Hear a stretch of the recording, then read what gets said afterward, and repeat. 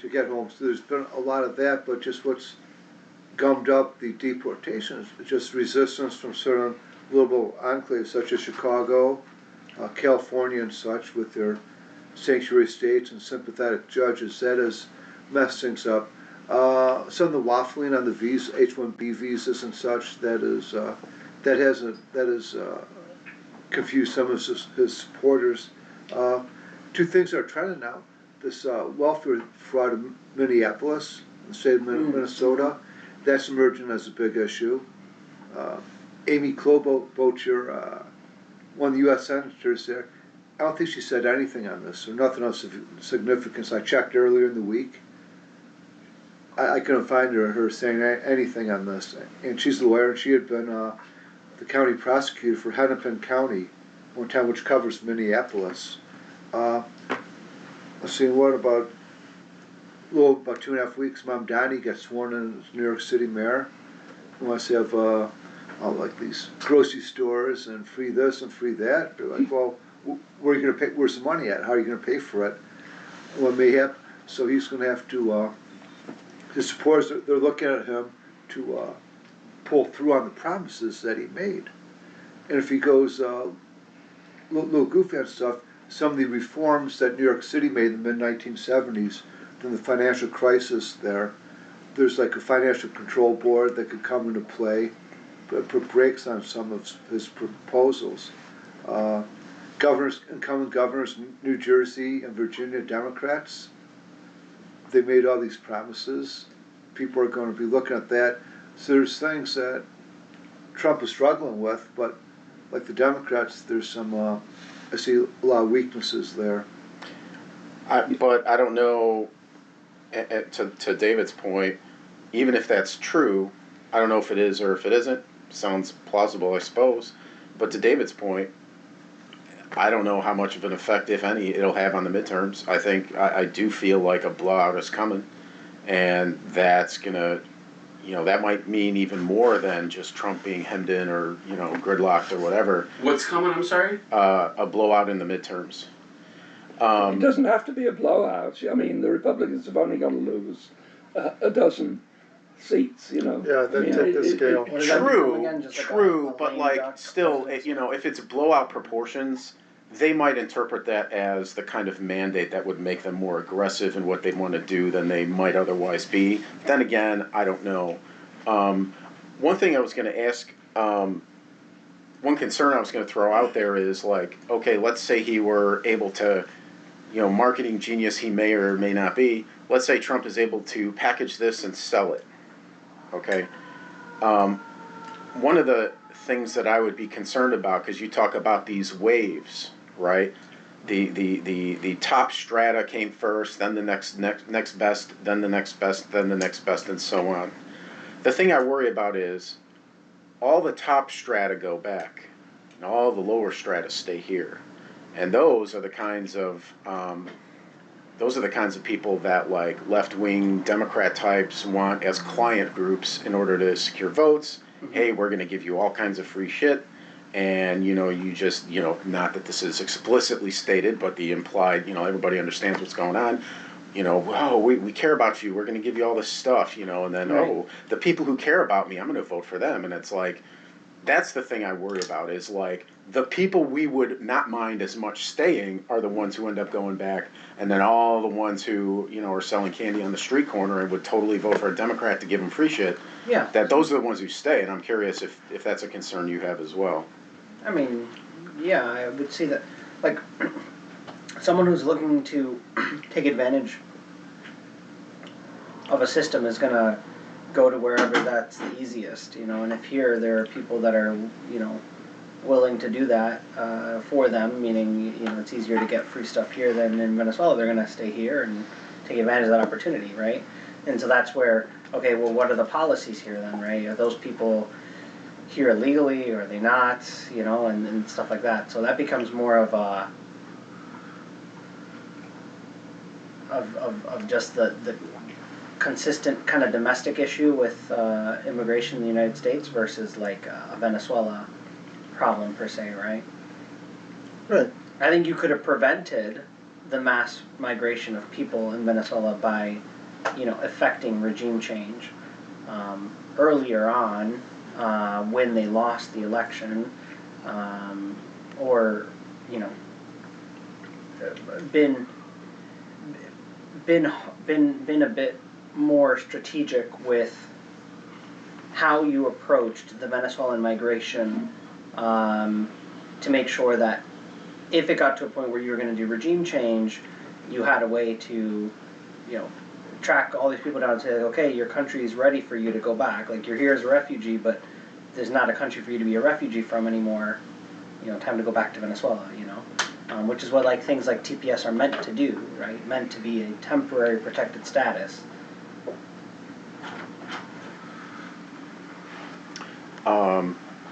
Anyway, Yeah. At the risk of doing what I said I shouldn't happen, which is to say, taking the discussion away from Venezuela, there isn't, since you put me on the defensive and I have to defend myself, I put you on the defensive? collectively. The other big element in the present situation domestically is Epstein. Now, I think Trump's strategy was well conceived and was brilliant. Unfortunately, it takes longer to consummate than the midterms. His strategy was to deliberately act as though he was scared that something would come out. Mm-hmm. That got the Democrats, who previously had not been militant about Epstein, all the Democrat know-nothings became super concerned about Epstein and said, we've got to have it all out. Now, prior to that, it had only been MAGA people who were saying that, not right. Democrats. Trump, by his behavior, very cleverly got the Democrats into demanding everything come out. Trump knows that if everything comes out, it's the left that's going to suffer. Yeah. It's the Clintons, it's the Obama, it's only the left that is going to suffer. The Republicans are going to be vindicated, but that takes a lot of time to unpack. Meanwhile, this is going to develop stage by stage, different bits of the evidence relating to Epstein is going to come out irregularly. It's going to be spun by the leftist press to make it look as though it hurts the Republicans, when actually it can only hurt the Democrats. Unless there is something big that I don't know, and I doubt it very much. So it's a brilliant plan, but it takes too long to consummate. And so it's a miscalculation. So eventually, people are going to say, yes, Trump did something very clever here. He got the Democrats to demand something that ultimately could only crucify the Democrats. Well, so what does a Trump... That's why, because there are more Democrats on that Not list? more, all Democrats, 100% Democrats. So what is it that Trump knows? Republicans. What is it that Trump knows that the left doesn't? Why? How does Trump know so much more than the left does? Since the left, all of them are involved, how come they're not aware? How come they're not just as aware as Trump? What's that presumption come from? You see, I think we're dealing with different levels of Democrats. I think that people like the Clintons knew all along that if everything comes out, it's going to be death for them. Historically, as historical figures, they're going to be totally crucified. I think the people like Dershowitz, all these leftists, that they do understand that it's best if nothing comes out. On the other hand, you can think that it's best that nothing comes out, but still think the best game for you to play is to demand that it comes out, right? Because that demand has got so much traction. But Trump knows whether there's anything on him, and I'm suggesting he knows there's nothing on him. And he's well enough connected with other key Republicans to know that there's nothing on them either. Whereas it's not the top echelon of Democrats who have been demanding that everything come out. they've been reluctantly dragged into that. It's the medium echelon, people who don't know much. One thing we know about Democrats is that they're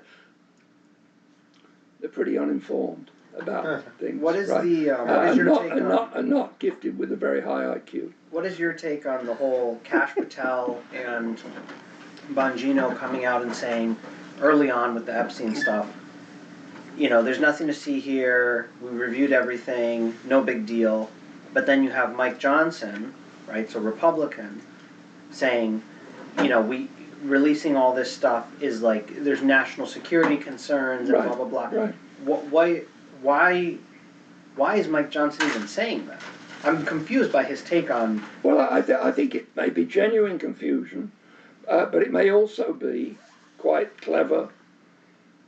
On Mike Johnson's part. I mean, look, prima facie, there are reasons why we wouldn't want everything to come out.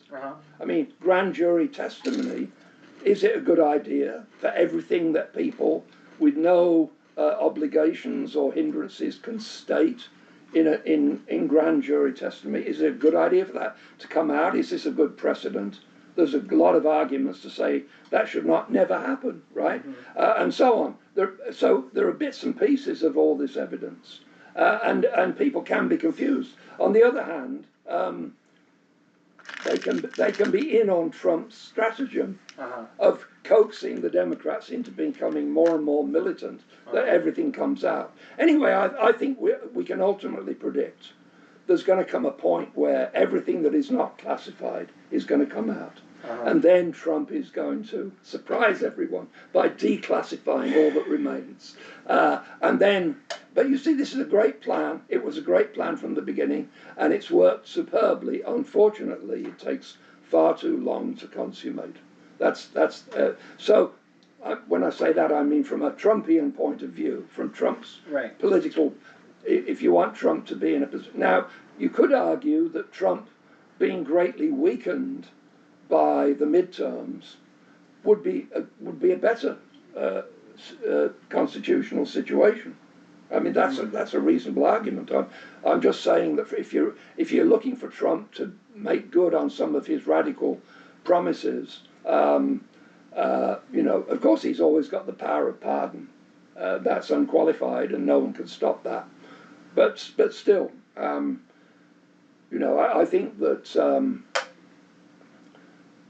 Trump has done too. I mean, I don't agree with Eric. I think it's a good idea, if you're Trump, to make inflated and exaggerated promises that you can never fulfill.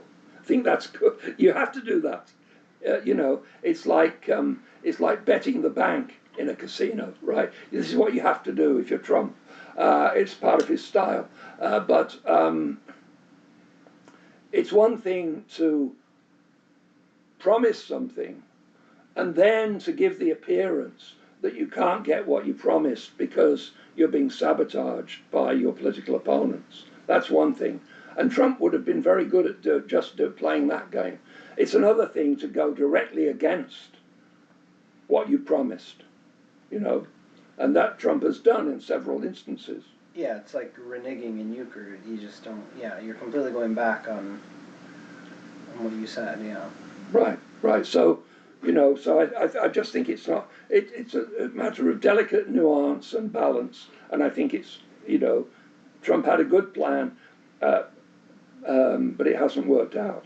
And I mean, as for the whole question of why I think that the killing of Charlie Kirk was crucial, I mean, I think that it's a fact that it has been crucial. Look at the way people have polarized since that. And I think it's partly, I mean, Benjamin Netanyahu helped by coming out and publicly stating, it's almost unbelievable. Like a day Within later. 48 hours, he came out and said twice in a public statement, I didn't have Charlie Kirk killed. What? I mean, A foreign leader talking about a political commentator. You know, what was that? Yeah. You know, wasn't I don't know, that was what we call it in Britain, we call an own goal, right? I mean, why would he do that? It's It's very strange. But that certainly helped Candace, Yeah. right? I mean, that's one of the, I'm behind on the emails from the discussion group, but, you know, one of the ones you sent, and maybe I'll respond to it to maybe spark a little bit of discussion, is the first politician rejects AIPAC money or something like that. You know, I think the whole, like, Israel thing, it is going to be a major dividing line on the right, because, you know, you get these people who, you know, they question, like I mentioned, they question, like, how is it America first?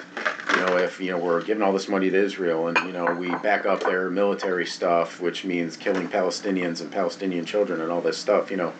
So from a more America first standpoint, which was Trump's branding since day one, you get that. And then you get people like the trigonometry guys, Konstantin Kisin, or you got your Ben Shapiro, you got your Dave Rubin, the Zionists who want to say, oh, you know, you're the woke right if you're concerned about Israel, just like people on the left are, you know, woke and blah blah blah, and they try to contrive into popular parlance this meme of woke right if you are focused on the issue of Israel, Israeli influence, AIPAC, you know, neocon stuff, you know, any of that kind of stuff, you know, like, oh, you're just obsessed or you're an anti-Semite or whatever. And it's like, no, this is something that's important. Like, it's the obvious question of, hey, wait a minute, I thought this was America first. I thought this was make America great again, not make, you know, that Eastern Mediterranean country great again. These questions come to the fore, and that this has become a very, like, profound split on the right was probably inevitable. How does anybody ever think that Trump wasn't going to be that way? He always was that way. I mean, look at the Jerusalem, the capital stuff. Right. He was always. What I told myself when I voted for Trump was, first of all, could he possibly be worse than Biden on Palestine? I mean, of course, the all-important moral issue of our time. Could he possibly be worse than Biden? And then I thought he might, since it's his final term, he might be clever enough to find a way. But of course I was wrong. He is totally bought and paid for by the Zionists, and there's no getting around that. But that, you know, there you are. One thing we've learned about Nick Fuentes in all this is, when I first started listening to him, I thought, tremendously gifted orator, right? Tremendously gifted persuader. But is he a neo-Nazi, or is he a very extreme conservative, or what? You know, difficult to be sure. And he would always adroitly dodge out of some of those questions. But now I think he's emerged as a very shrewd analyst of practical politics. And when he talks now, you think, yeah, that's convincing, but it's all about how this is what people have to do because of their orientation. You know, it's all practical political analysis, and that's what he is. You know, he hasn't got a unique political position to offer. I mean, he certainly makes the most of saying daring things, and I quite like that. You know, it adds to the entertainment value. But there is no distinctive political ideology or program there at all. He seems to be more practical and realist than anything else. Very practical and very, very into the minutiae, even. You know. The thing that a recent thing that he has proposed that had made the rounds, like, I don't know, maybe a week or two ago, is talking about sort of like a grand political compromise between the populist right and the populist left. It's like, you have to give up your anti-white BS and you have to give up your mass migration. Right, and he knows there's absolutely no chance of that. Right. You give up your mass migration stuff, give up your anti-white bullshit, and you know what? I can be okay with, like, you know, universal health care or some crap, or government-funded health care. It's like, that might you not have to be... give up anti-Jew and anti-Mexican and anti-whatever else? I don't know. I think he'd be okay just, you know, making an alliance just to address, you know, the big issue of, like, There's a certain country that has disproportionate power, and in our country, United States. What? There's a certain country, foreign country, that has disproportionate power in the United States, and that's one of the biggest issues. And like let's populist left, populist right have a unite for that. I don't know, man. Like maybe not. Maybe that would work. Maybe it wouldn't. But that is the kind of like interesting. It's at the very least interesting, sort of outside the box thinking that it's like, okay, let me think on that. I don't know if I like it at the end of the day. Maybe not. But yeah, again, a lot of this is down to timing. You can see a point coming where it's going to be a huge liability to be a friend of AIPAC. A huge liability. You're going to get congressmen rushing to say, I never take any AIPAC money, and they never tell me what to do. That's going to come, but it may take 10 years for that to come. Mm-hmm. Meanwhile, major things are being determined, including the lives of thousands of Palestinians. So it'll be like the organic sticker on produce at the grocery store, like AIPAC funded or not? Yeah, right. I think we're approaching the point where it's going to become a basic self-preservation for a politician to say, I never take any money from AIPAC. That's coming very soon. I mean, but it will take a few years. It won't be 6 months. It might be 6 years. It might be less. I think for me, the most practical solution if I were saying populist right, populist left unite, when I think about the anti-white stuff, super basic. This whole idea that people that are white shouldn't have pride or be proud of their culture is completely stupid and is just actually racist. It's just complete nonsense that people shouldn't be thinking about those things, or that it's wrong to think that. So that one's easy because it's not rooted in logic. Then we think about migration. For me, it's always been very practical. And this is someone who's obviously benefited from migration, but for me, this is how I view it. Having immigrants come to your country, like come to the United States in the way that they do now, legal or illegally, lowers earning power for people that are, let's say, born here, right? The existing population that's here. That's a reality. For me, the solution, when I think about it, is to make immigration very easy, but to create a taxing structure that says, if you're coming here and you want to come work here and get a job at a restaurant or whatever, you're going to pay, like if the tax for a citizen, effective tax rate, whatever, is 22%. If you're an immigrant that's coming with, just to like that, let's say we consider low skill work or something, or whatever they call that, your tax rate is going to be like 50 or 60%. The reason for me that makes the most sense is because that hidden tax exists today in the form of low wages for undocumented people. And today the person who benefits is the company that hires those workers who are undocumented and underpays them. People like my dad, who came here was undocumented here and was paid about a third of a real wage, for a long time. But there's a risk premium. Right. You might suddenly be investigated by the feds, and you might suffer a significant loss because you've hired a lot of undocumented people. Right. So there is that. Yeah.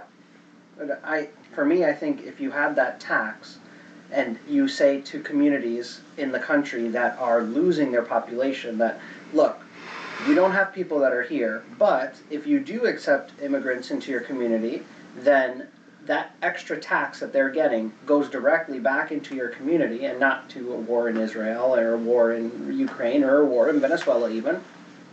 People are going to be a lot more open to that because they'll say, yeah, that's kind of good. That means I can improve my schools. That means I can pay for health care in my community. That means I can actually do things and not be in this state of, economic decline.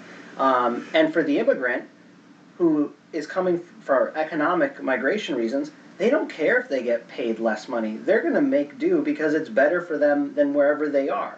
When would that end? How would you have it? Would it phase out? Oh yeah, I think after 10 years, and I think after I think for me, I think 10 years makes a lot of sense, and I think after a degree of social assimilation, right? Today we have tests that exist, but I think you need to show that you're like Spain has this. You need to show that you care about the culture, and like one of the things that Spain has is that they require you to give evidence that you've participated in Spanish culture in some way.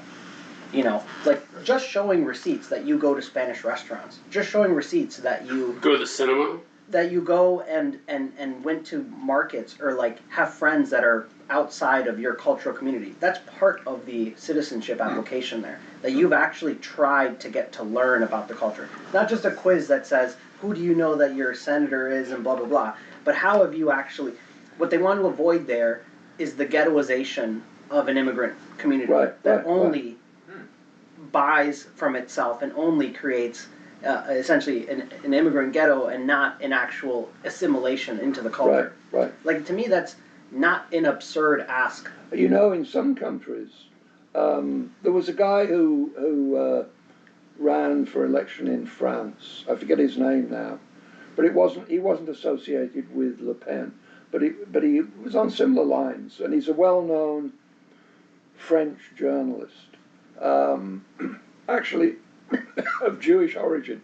But what he proposed is that if you're going to become a permanent resident on the track to citizenship in France, you had to adopt a French name. And he cited the case of Greece. And I only know this because he cited it. I haven't done independent research. That in Greece, apparently, if you apply for citizenship and you were born outside the country, you have to take, if you haven't already got it, you have to take a Greek name. Yes, yeah, this is true. Right. Yeah. So that's even more than just showing that you've been to restaurants or anything.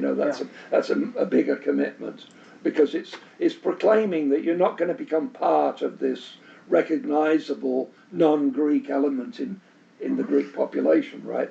So, and you can see that makes sense. Yeah. But what about language? With your Spanish example, language wouldn't be an issue. With people coming to the United States, I've always thought we should have a requirement to get U.S. citizenship. You should speak English. You should take a test in the English language, not just in who was the first president. Then Eduardo, you have to rename yourself. You pick another name, like Eric or something. But Eric may not be English. Eric is Swedish. So that thing is like Eric has been anglicized for many centuries. I think that's a tougher ask than Greek, because I think you have a history here of different. Because my example for this, I recently told my wife this, that Venezuelans have become the new Mexican. I went to a grocery store, Tony's, near us, and now the aisle that used to be labeled, Hispanic foods, there's an aisle now for Mexican foods, similar to how there used to be an aisle for an Italian food. Now Italian food is just food, like you have just pasta, right, and tomato sauce. And then now though, that Italian aisle is now called Mexican. The Hispanic aisle is actually now called South American, at my Tony's near me, and it's Venezuelan and Brazilian food. And I said, and my wife has like a Mexican heritage, and I said, now you are the new Italian and I am the new Mexican in this society. So I feel like it's tougher here because you have a history of migration. So all of the Italian names, are those, they've been anglicized, or is it simply just that there's enough of them that there's a critical mass that their names are now, nobody says that an Angelo would need to be Angel, or something like this, right? I am glad that my sister's kids, who are half Italian, can keep their Italian name and all that fun stuff.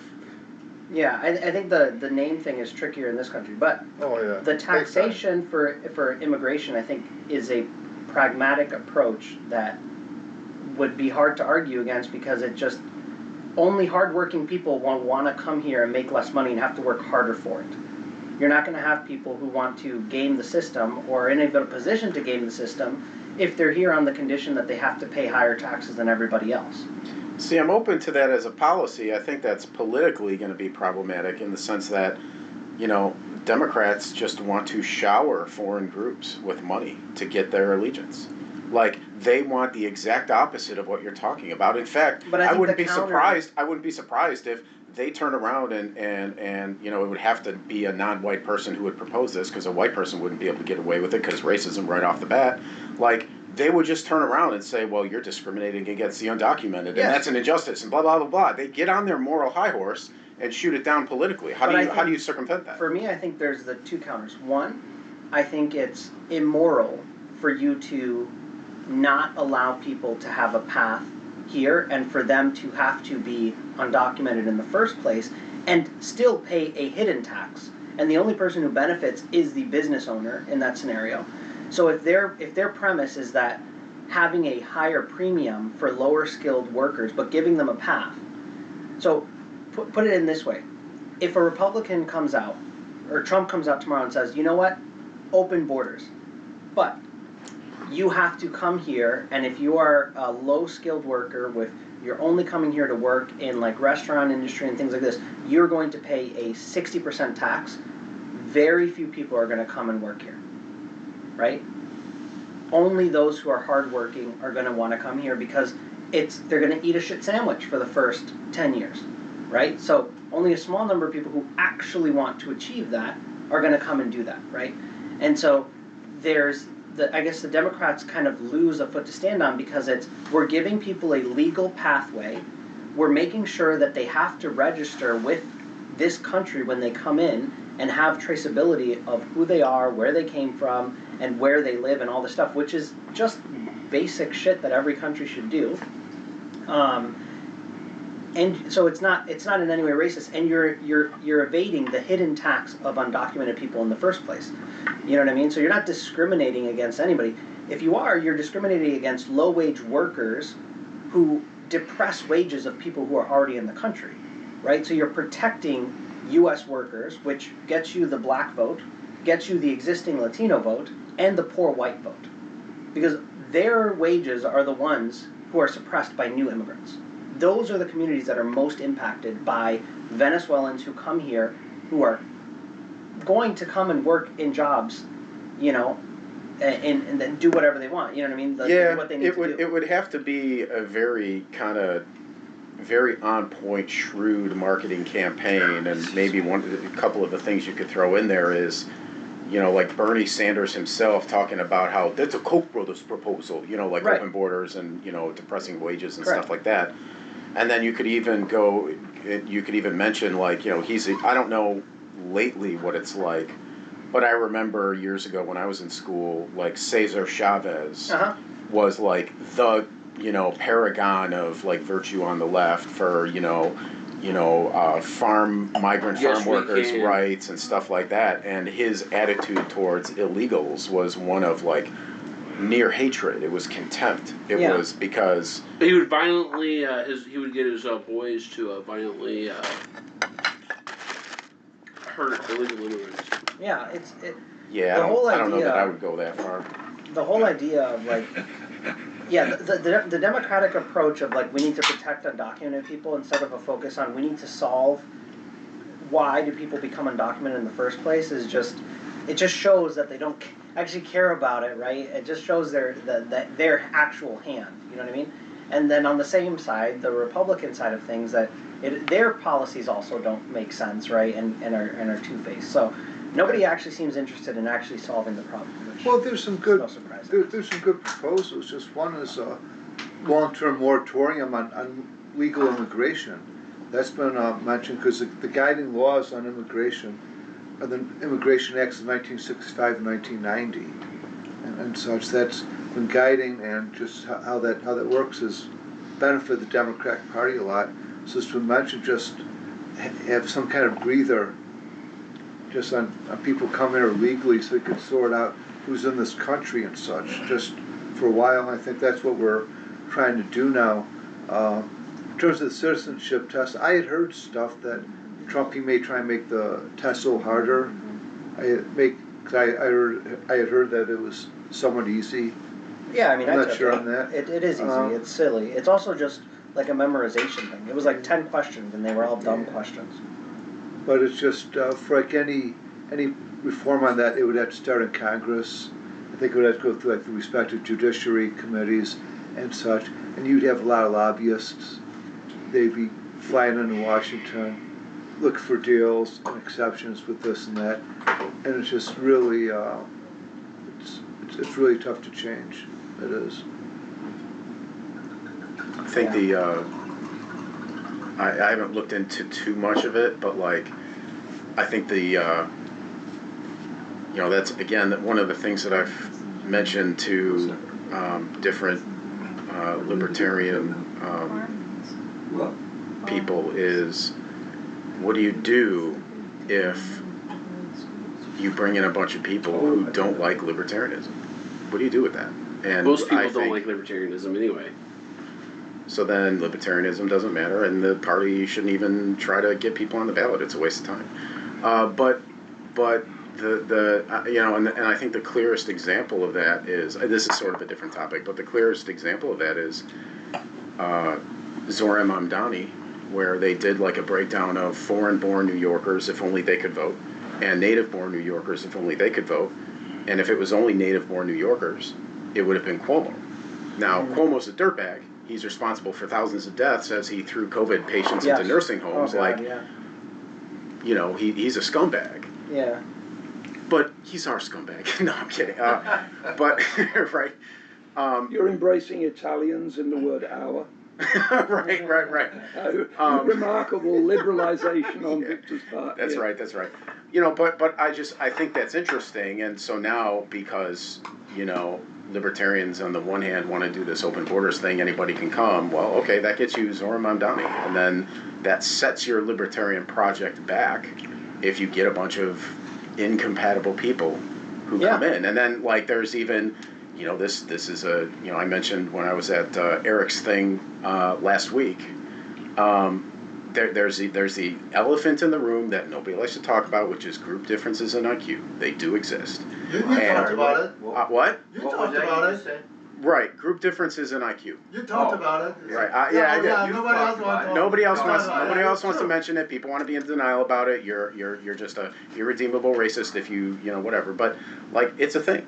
Whatever the causes of it are, that can be debated maybe, but like, it's a thing. And so, some of the lowest IQ places are places like Haiti and Somalia, to the extent that, the average, I think I remember seeing a number where like the average IQ for Somalians is below like what's considered mentally retarded or something like that, or you're at the zone where... So it's slightly higher than trailer trash. Wait, hold on. In Missouri? So hold on. And so, where it's, you are at, like, if you're charged with a crime, there's a certain, I think the way it works is there's a certain IQ below which you're not competent to stand trial, right?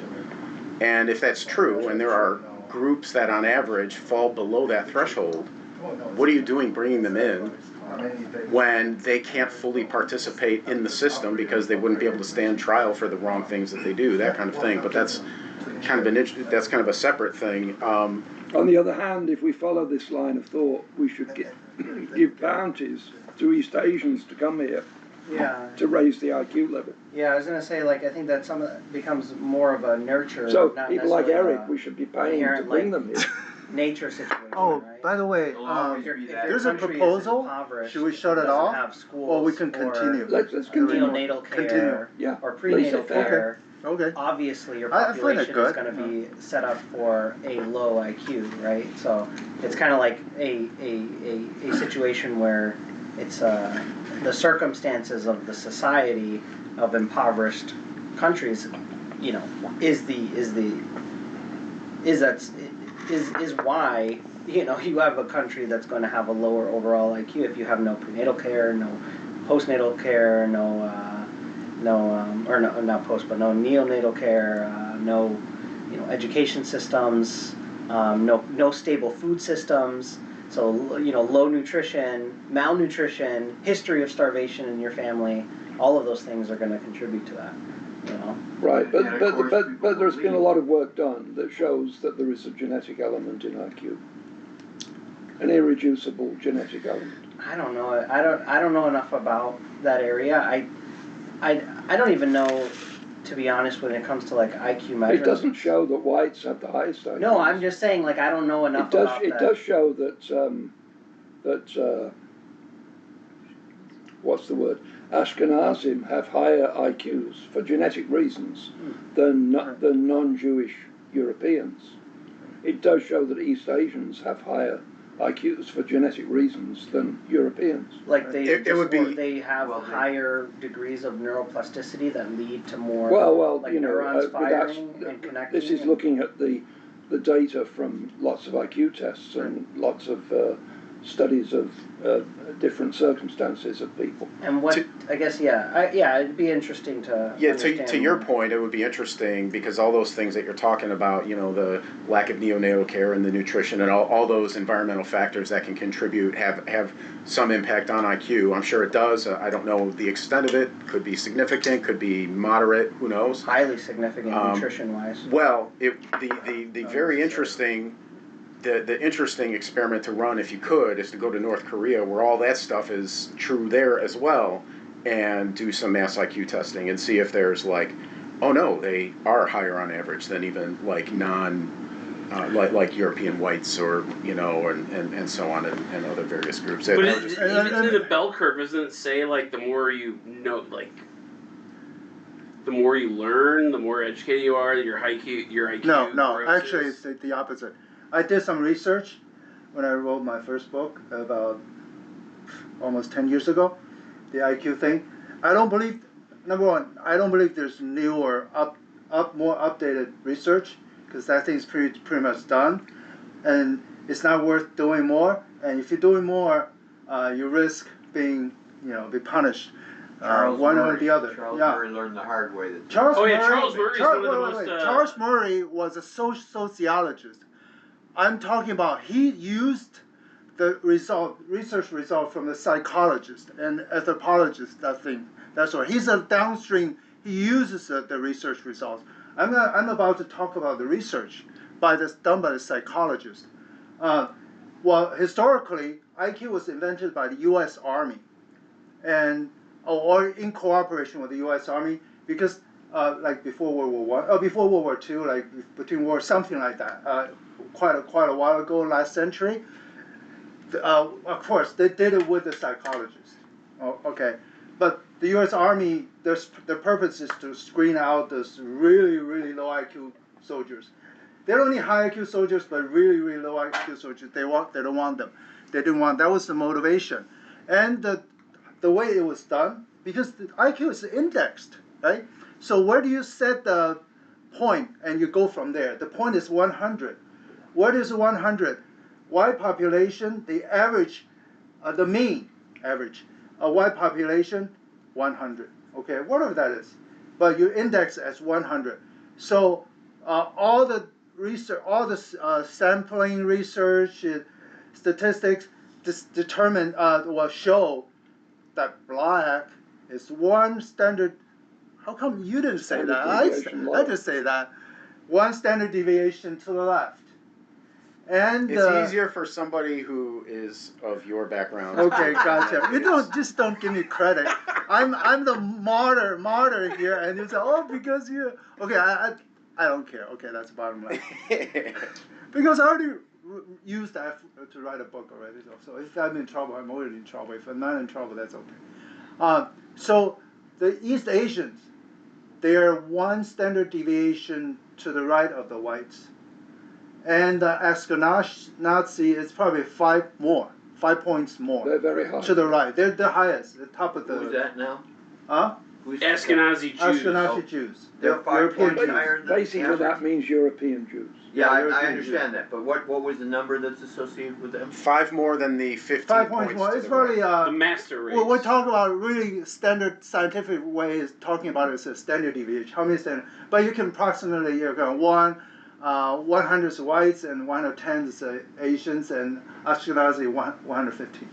And blacks are probably 85, 90, and some corners of Africa is 70. Why is it credible? Because they have the same results in testing American blacks and African blacks. They get very, very similar results. So that's not environmental, because the left will argue, well, the white people, they designed the test, so culturally, the white people, easier for white kids to answer those questions. Well, how do you explain the Asians?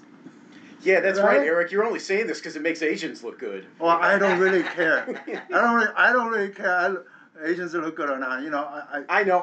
Trust How, me. how do you define blacks now? That's a very Most good blacks question. have, 80% of blacks have some substantial amount of white blood. Well, you just do the Are you approximation. talking about in America? When it comes to human stocks, you do the approximation, right? Yeah. Okay, well, you identify as black, you're probably black. You won't identify as black. You won't identify as black. I won't. But some guy, he identifies as black. He probably has 50%, if not 75 or 80%. So with just approximation, and without approximation, apparent inaccuracy, you still have the significant statistical difference. Yeah. That speaks volume. Over That's large- pretty much over it. large You numbers can of people, draw yeah. some useful conclusion out of it. Yeah. So Maybe- that's what I know about IQ. And I don't believe there's more updated in that field because nobody's doing it, and it doesn't pay to do it. And what's done, what should be done has been done. If enough of the, psychologists and anthropologists or whatever get wokeified, they will absolutely revisit that, and they'll contrive their studies to show the opposite. And Which they have. And even at the time that was done, I'm talking about 1980s, 1990s, right to the point that Charles Murray co-wrote his book, Bell Curve. So that was the time that those research has been done. And what was I going to say? They were done at the time, so that was you can say like the peak of the thing being done. After that, because there's not a lot of controversy, and people who were involved feel like a lot of pressure, and people would come after them feel doesn't pay to do it, and that's it. We'll just leave it at that. And it doesn't really help the society much, really. Help intellectually, you know the facts and stuff, but realistically, practically, really doesn't help matters. And you would take some martyrs like myself to talk about it or to even do it, right? So And that's why it's not more But done isn't there more. difference as far as blacks? Black Americans largely, they've got a lot of white blood. They also came over as slaves. And the theory has been put forth that the people who came over were slaves were not the brightest people in the community, because they're the ones that, most of the slaves were captured initially by other black tribes, okay? And they didn't take the brightest people and sell them as slaves. In other words, the theory is that the people who came over as slaves were less intelligent than the people who didn't come over. Yeah, well, this I is think why the they one- say, I don't know like, if That could be. that's why That they could say, be. like, in sports in the U.S., you see black athletes have higher That's muscle a stronger. definition That's a stronger Yeah. factor in my because of the opinion. slave trade. They were these, slaves were bred to. We're bred for Right, for physical physical strength. strength, not for intelligence. So I think that's a strong factor from Yeah. what I can see. What you say maybe, but that's more subtle. I have What he heard said that black immigrants Yeah, I know. do better on an average in many ways. But Black the, immigrants coming over today from Africa do better than our but the native. thing is, the more important point is, they did the same IQ test in Africa. Yeah, They that's got what I'm similar pushing. results as it was done in the U.S. Okay, among Yeah, black population. that's what you said that I That's have a important little to difficulty note. with, Yeah, that's important because to know. That's genetic. yeah. I have, of course, that part is anecdotal, the nutrition stuff. When I was in school, a long time ago, some guy from China, well, we were talking about last generation, I'm old. He went through Cultural Revolution, very malnutrient. He's very skinny, he's like a frail kind of guy. The guy was intelligent. So that tells me, at least in this case, it's the genes. It's not nurture, it's the nature.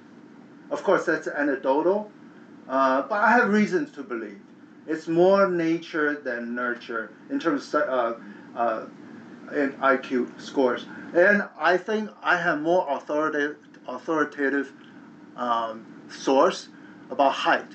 I hear like from experts, height is genetically determined.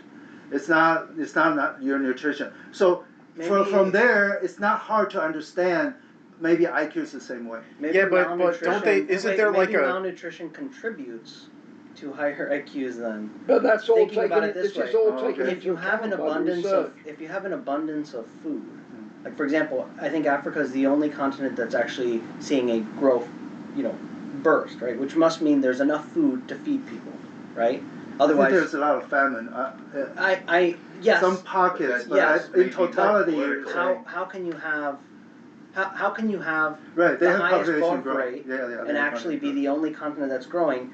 But if you didn't have enough food, that wouldn't be true because babies would die. But this is all taken into account by the research. No, but I guess my question is having an abundance of food more likely to result in a society with lower IQs or higher IQs? Higher, of course, okay. but Higher. that's all taken into account in the research. They don't ignore that.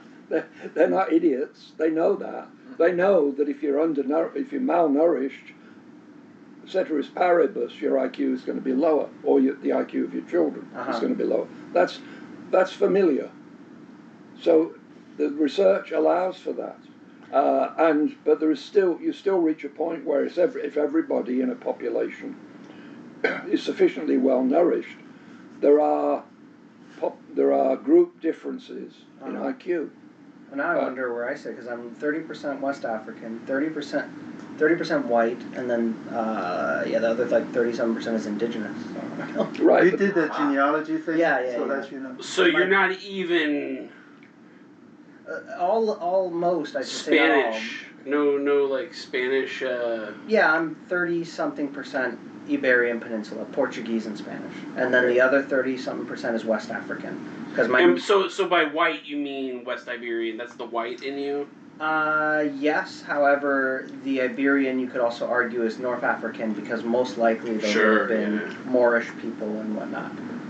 That's why a lot of Hispanic people named Omar. So there's a great book that was written I can't blanking it right now. I think it was called like the 10 myths of the Spanish conquest of Latin America.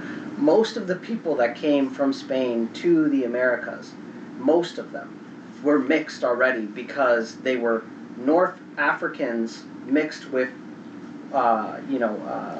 Spanish. Sure. I forgot one important detail. And so they were already mixed when they came here. The so North the Africans idea, were white. Right.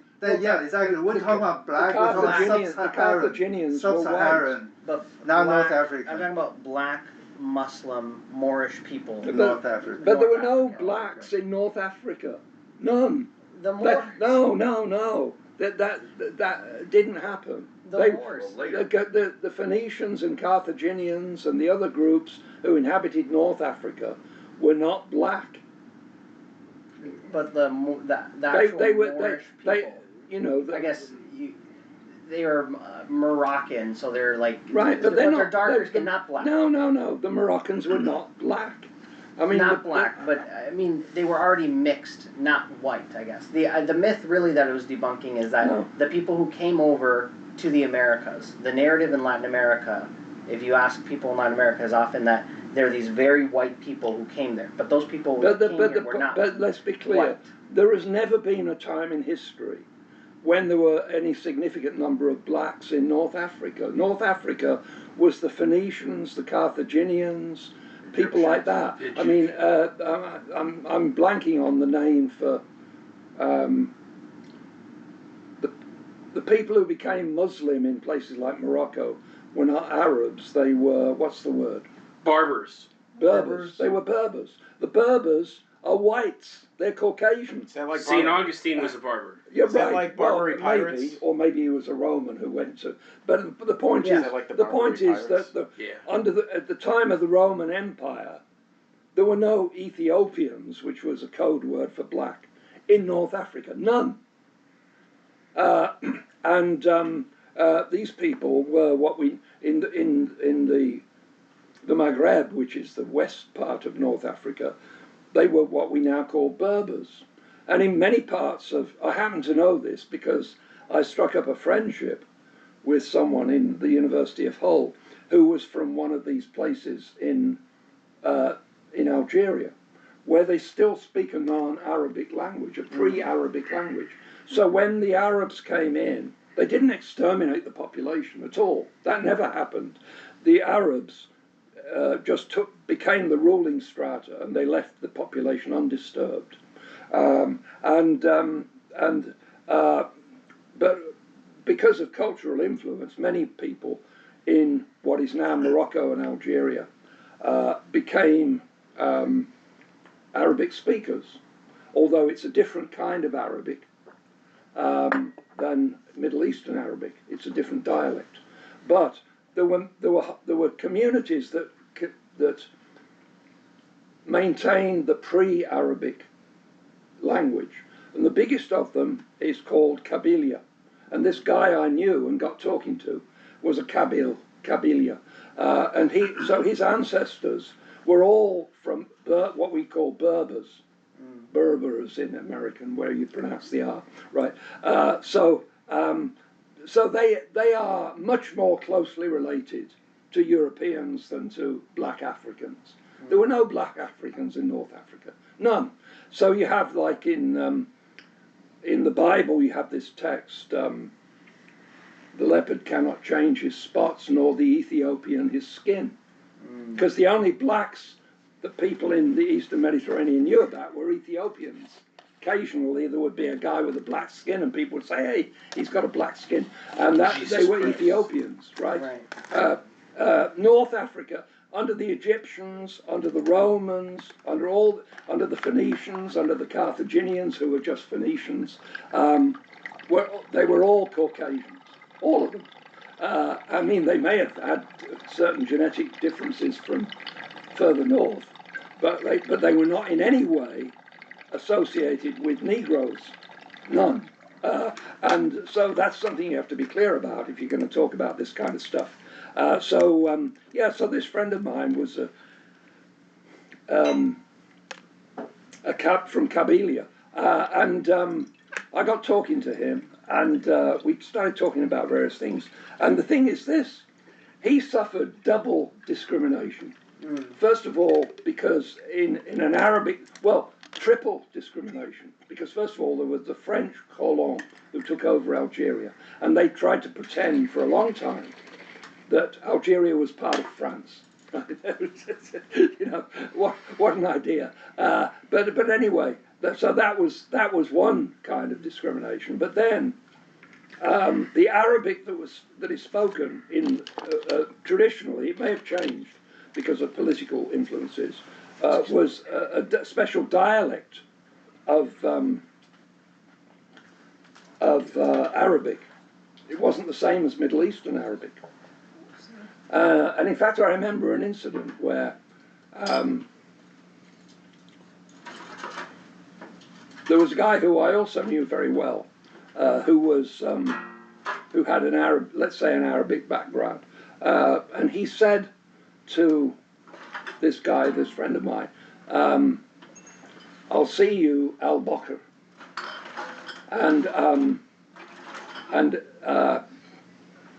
So this friend of mine, went away and said, what does that mean, al-Bakr? And it turns out that in Middle Eastern Arabic it means tomorrow. But but they didn't have that in Algerian Arabic, right? Which is, I think, basically the same as Moroccan Arabic. But anyway, but he was also a Kabyle, from Kabylia. So he spoke this Berber language, which is pre-Arabic. So he learned Arabic as it was in the Maghreb, which is the West, and the western part of North Africa. And so he found that, okay, so he'd overcome that, and he was betraying his roots by not speaking the Kabylia language, but speaking Arabic. But then he found when he came to Britain, and most of the Arabic speakers he met were from the Middle East, that there was this problem because they're not the same. Yeah. They're different dialects. So he found that, and in fact, I remember this sticks in my mind that this guy said, "I'll see you, Al Boker," and he didn't know what that meant, and he went and asked someone, and the guy he asked said, "Oh, it means tomorrow," and how pathetic it is that you don't understand Arabic, right? Because this was a Middle Eastern Arab, right, who was saying this, and he had contempt for this guy because he spoke a different dialect of Arabic. Right. Anyway, but anyway, the main point is North Africans have never been black. Never. Period. Okay. Unless we can prove differently, we'll accept that. That's why those studies are so hard to do, because people always can pick those holes. Yeah. You will have to explain. And although for some people like me, I would see those holes insignificant, but still it's a lot of trouble than other kinds of research, and also politically, you're in hot water, so it doesn't pay to do it anymore. Now, the problem with IQ, it seems to me there are many, many different kinds of intelligence, and how does this single right. IQ tests, they do different kinds of intelligence, yes. specific ability tests, and they average them. And so one of them is numerical ability, another is verbal ability, right. Another one is visual spatial ability, which is being able to transpose shapes in spaces. So an IQ is really an average. And there's an interesting point what about there. the emotional whatever one? Oh, but that's a different thing. That's a whole different thing. IQ has IQ. We don't have one set of IQ tests, but there's a standard. You can make your IQ test. You can make your IQ test. You have to conform to the standard to be recognized, and so. At least theoretically, IQ test is comparable. Your IQ test, my IQ test can be compared because we're all supposed to conform to the standard. That's number one. Number two, it cannot be trained. You cannot be trained. But realistically, the more you train, you do a little better. But in theory, the IQ test is designed so that you cannot be trained to get better. Number three, IQ. As Jordan Peterson said, I don't think he's inconsistent with the academia. Is your IQ decline with age? That's true. Yeah, I can attest to that. Me too. But we should like you're 25 is your height. You should have seen me years ago. And then you decline with age. It's very simple. You learn the language. You best able to learn a language when you're a kid, but when you're an adult, you're less able to learn a language, whether you remember the things or pronounce it the way. I think it can be explained largely by IQ as well. I thought it just had to do all with the actual physical biology, that your body stops producing. Your brain changes. Yeah, your brain kind of closes. It stops producing as many cells as it kind of continues to. That's IQ, because you have less brain cells that are active. Because I know that's like the whole stuff now with peptides and everything. They're using these obviously when it comes to things like what is this called? Blanking on the name. Nootropics? No. See, I'm 31, so I'm 6 years past my peak. You're going down. Well, I'm further down. You may have a higher point to start with. It gets worse every day. He has a higher point to start with, so the weight loss stuff. This. Ozempic.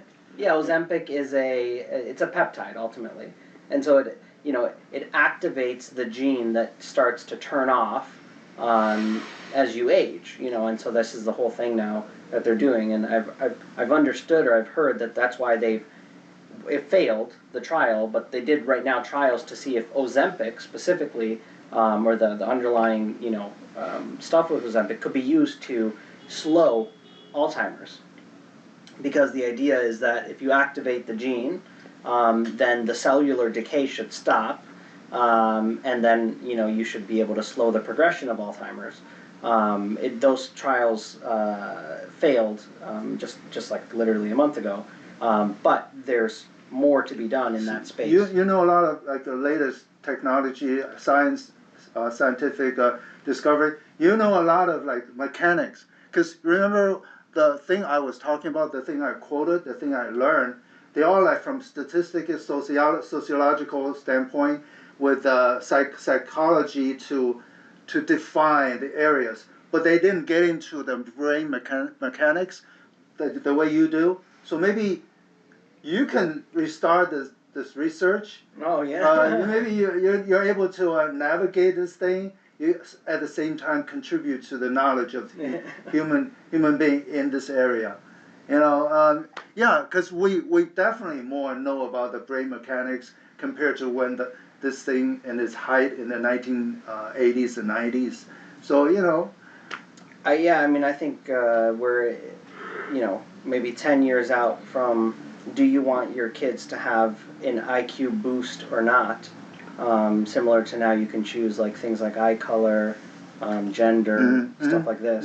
Sex, But IQ You is can a do little that bit more now? abstract. Yeah. IQ You've been is able more to do gender abstract. for a You while. can, like you said, IQ has Because what 5 you items do, or 4 items, right? Analytical, in vitro. numeric, Okay, but not verbal, okay, yeah, and well, pattern yeah, recognition. right. Spatial, Yes, spatial thing. When I took a course once, I don't remember what kind of course it was, but they talked about these things, and they said that some professors had identified as many as 80 different types of intelligence. Right. Yeah, So- I'm sure that's IQ true. only I mean, measures a subset of it. Yeah. But I would argue, but that's just roughly. If you're strong in that subset, chances are, if you're stronger than me in those subset, Yeah. in that subset, chances are you're stronger than me the whole thing. right. Just Well, like maybe. if I'm much better than you in baseball, chances are I'm probably much better than you in basketball. Well, as that's true. That's right? athletic. That But sort of thing. mentally, some people are good with numbers, and some people are not, and some people are good spellers, and some people are not. Yes, but I'm a people who are terrible good speller, but spellers are pretty much good at more math. likely to be good with numbers. And people Well- who are good with numbers are much more likely to be good spellers. However, Well, this I'm whole a question of the example different. to the contrary. But no, you don't have any examples to the contrary because we're dealing with aggregates of large numbers. But anyway, this whole question of the different types of intelligence has this interesting implication. Yeah. If that you will often see it said that men and women have the same IQ. Yeah. Well, that's because they fix it so that there's a certain arbitrariness in how you weight the different specific abilities. Yeah. Now, women are much better than men on average at verbal ability. Uh-huh. Yep.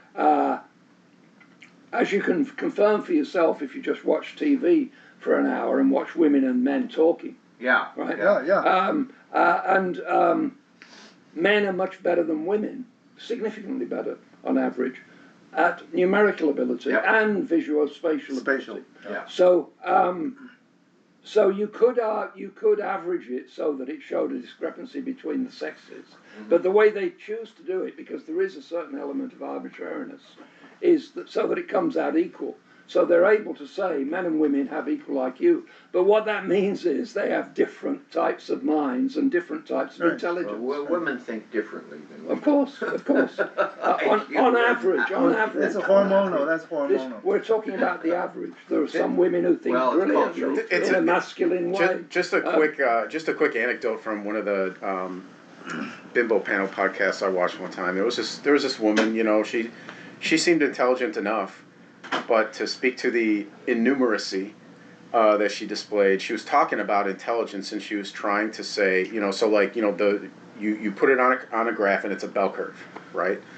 And the bell curve for women, the bell curve for men is fatter, wider, right? So there's more real idiot men than there are idiot women. But there's also more genius men than there are or super genius men than there are super genius women, right? The female bell curve is skinnier, but what that means is it needs to be taller because there's simply more in the skinnier part, so it needs to be taller. This woman, who I think it turns out she was actually paid by some progressive or democratic whatever. There was, if you've ever heard of the streamer Destiny, the left wing guy, no, okay. Yeah. They were all in their orbit, If Nick Fuentes had nemesis, it was Charlie Kirk, it was Ben Shapiro, it was probably this guy Destiny. So he's, you know, as far as like, you know, but so she interpreted the height of the higher height of the female graph as meaning that women were more intelligent. No, that's not what that meant. What that meant was there are more women at this part of the graph, which was, you know, like the center line of, you know, the average or the median or whatever was, like, the height is just number of people at that data point. That's all that meant. And, like, she was just so confident. It's not like she was stupid, but, like, she was so confident that she was reading that graph right. And it's like, oh, no, you're going to get roasted. You're going to get roasted in the comments. And then, like, the comments under the YouTube video clip were just, they were hilarious roasting her. It was great. There was a Northwestern researcher who wanted to deal with the image that men are better at numbers. And so she did a detailed study, and she found in her study that all the way up the continuum, from, you know, the first percentile up to the 98%, 99th, men and women given equal opportunity were equal in math. But in the upper 1%, men were 13 times more likely to be very strong than women, and which was a rather interesting study, I thought, because that's where the really great mathematical scholars and geniuses are going to be. Right. And by the same token, there would be more males in the totally retarded. Because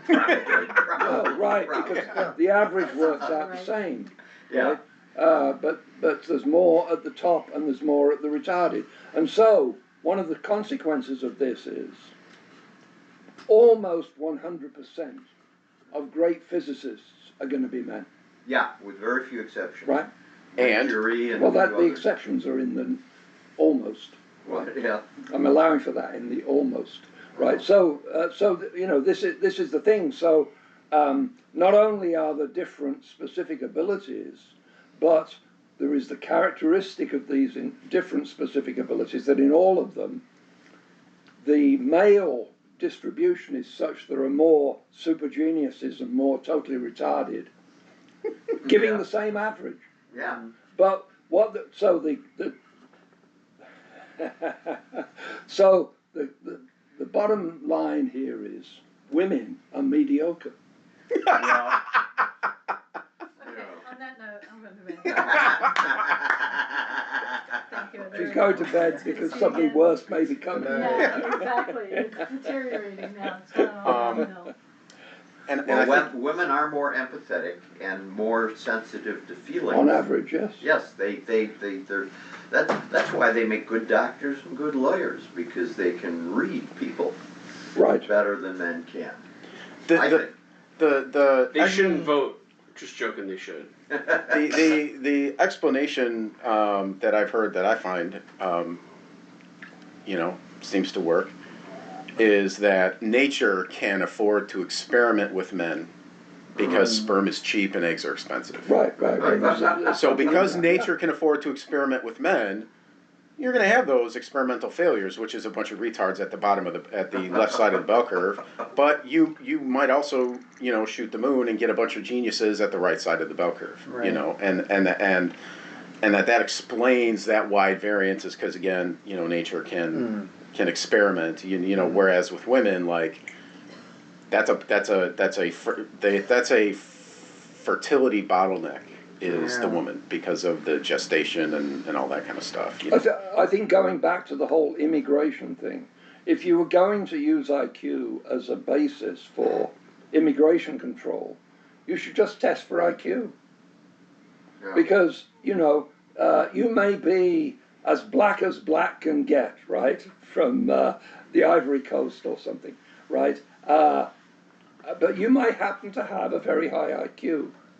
And if you have a very high IQ, and then your progeny interact with people in a wider society, either East Asian or white or whatever, there's nothing in the fact that you came from a totally black community in the Ivory Coast, which somehow contaminates your high IQ and makes it less. No, you're a high IQ person. That's who you are, and so why mess around with saying this group has higher IQ than this group when you can just test for IQ? Right. Do that at the point of entry.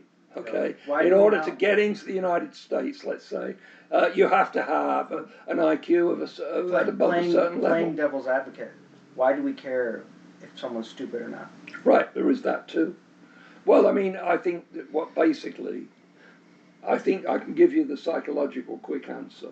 It's because people want their nation to be great, and they think it will be greater if it has more intelligent people. Now, so I mean, I don't defend that. Yeah, right? it's, But, it's an assumption. Yeah. Also, there's a correlation between IQ and criminology. Criminality is something. Yeah. The low IQ But aren't they people more tend to have likely to crime. be caught? Or what? Good point. I don't know. I would just throw it out.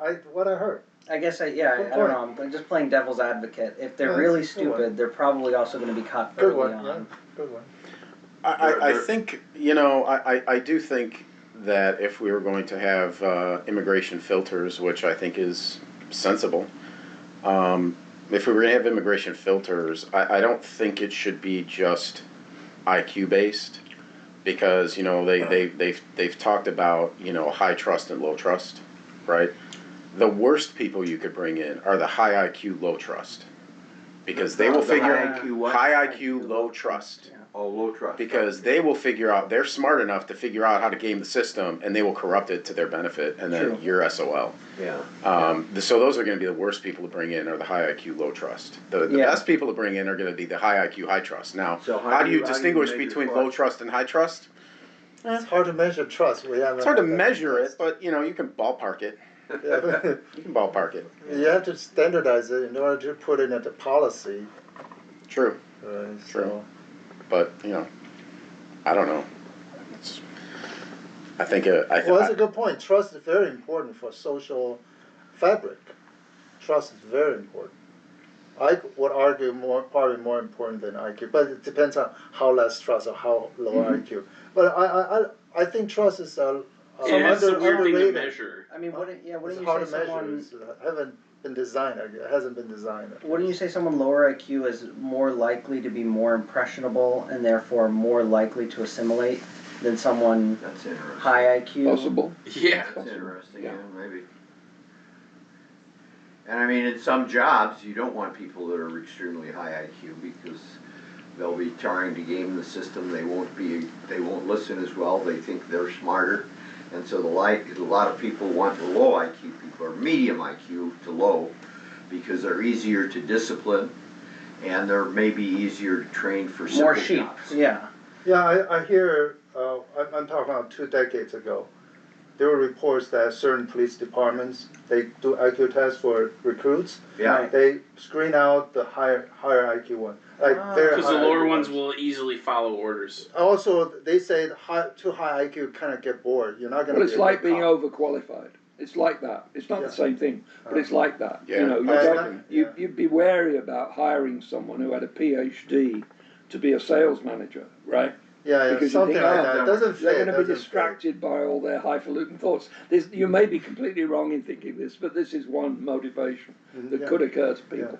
When people came into Ellis Island back in the 1920s and early days, they did in fact screen people and send some back, but it didn't have anything to do with IQ tests. It had to do with medical health. Tuberculosis. Yes, if somebody I had have to get tuberculosis tests. particularly I did too. tuberculosis, I think for other things too. If you did not test clean, you got on a boat going back. I was at Ellis Island earlier this year. It was awesome. It's amazing. It's Yeah. such an amazing. And then place to you visit. have to take the same ferry to get to Liberty Island too. And I didn't go to the museum on Liberty Island. When I go back to New York, I'll do it. But Yeah. that whole tour is awesome. And I went to New York to go to the Soho Forum. Actually, I took like a couple PTO days, and it was the first time ever in New York. There was they had some quotes there from immigrants, and one of them at Ellis Island, I think I hope I can get this more or less right.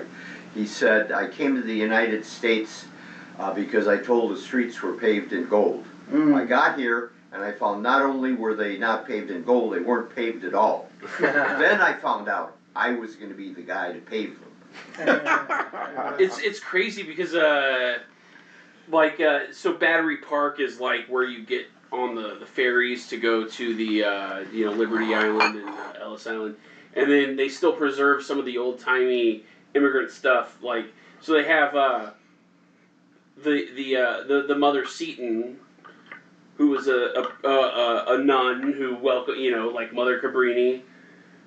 They have that all still there, like right there off Battery Park, like. Yeah. So it was all very interesting, and I didn't even somebody who loves the Vincentians and the Catholic order. I had no idea that stuff was there. I just stumbled upon that to see Mother Seton's shrine there, right off where the immigrants used to come. So it was pretty cool. Yeah.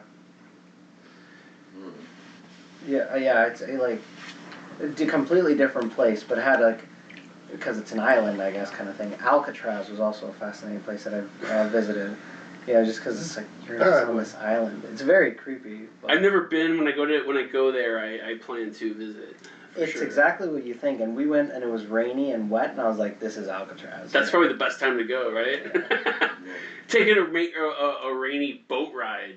It is just gross and just. They need to reopen it to make Alcatraz great again. Yeah.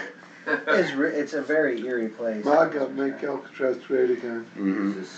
Yeah, there you go. Place you're talking about. Well, I've read somewhere, I forget where, that quite a number of people have escaped from Alcatraz. Yeah, But they just started swimming, and eventually they died of exposure. Very good. Yeah. And there's an irregular Because it's place. like apparently the bay is very cold, and Well, it's cold enough, yeah. They're currents. even in the summertime, it gets very chilly in the evening in the bay. So I can imagine that's the case.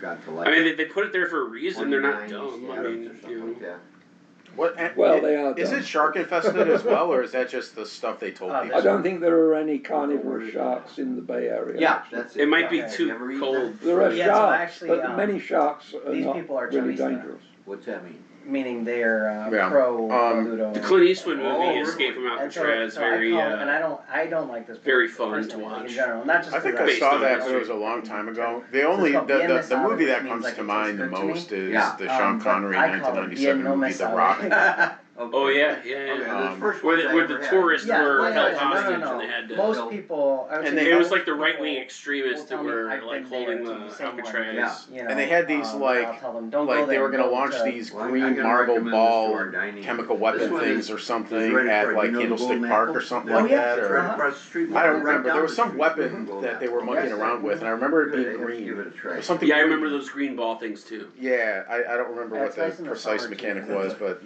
that was actually a fun movie. I haven't seen that in That's forever. nice, yeah. Um, Not so much this time of year. No. but yeah, Welcome so to the Rock. All right. I should yeah, it's. I used to do a serviceable Christopher Walken impression. I can't do it now, but I used to do a serviceable Christopher Walken impression and a moderately entertaining what's his face, Sean Connery impression.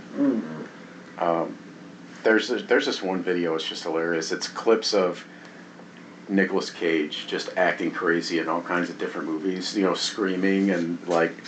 Getting hyped up. I think I've seen. Like this. there's some movie where it's like there's bees are maybe you'll be able to where bees are a plot point in this community he finds himself in, and it's just he's like Wicker Man. Wicker Man. yeah that's it I've never seen it, but I've seen the original, I saw the original. and the original is very excellent. With It's a Edward very Woodward. excellent. I thought What's that that? always was. Edward Woodward. Yeah, he plays the journalist, right? And then Yeah, you have Christopher Lee as the cult leader. Oh, like Sauron, Christopher Lee. Yeah.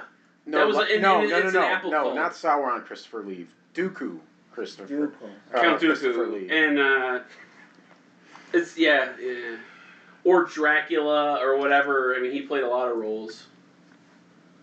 I'm gonna take it. Of course, going back to our original topic, or not our original topic, Venezuela. but one of the derivations from our original topic, it is conceivable that Trump could lose midterms badly, be seriously weakened, and the Democratic leadership could continue with his policy on Venezuela. I mean, Biden or Trump or Obama continued the war on terror. Why wouldn't they? Yeah, no, I think so. There is that. It doesn't. If Trump is seriously weakened, it doesn't mean that everything Trump was doing is going to be reversed. And I could see that the Democrats might, even though the general population was not on board with this Venezuelan caper, that the Democratic leadership might be on board with it. Well, this is what's interesting about Juan Gonzalez, the senior advisor. The Biden administration was interested in more direct action against Venezuela.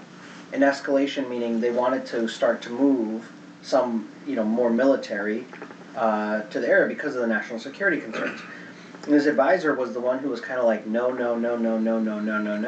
Right. And they The conflicted one? Because he was The being conflicted one? paid. Yeah, Right. okay. and so this is where it's just like, yeah, I could see that being the case given they already had concerns about it as well, because of course, like it's a big problem, just from a migration standpoint, it's a big problem, and these people from let's think from the Democratic perspective, these people are not coming here to vote for you, even if you give them a bunch of benefits, they're going to vote for the Republicans. What was the thing you were talking about? Why would they vote for the Republicans? Because anything. Oh, because they're left, more conservative. Right. They're like the right. Cubans.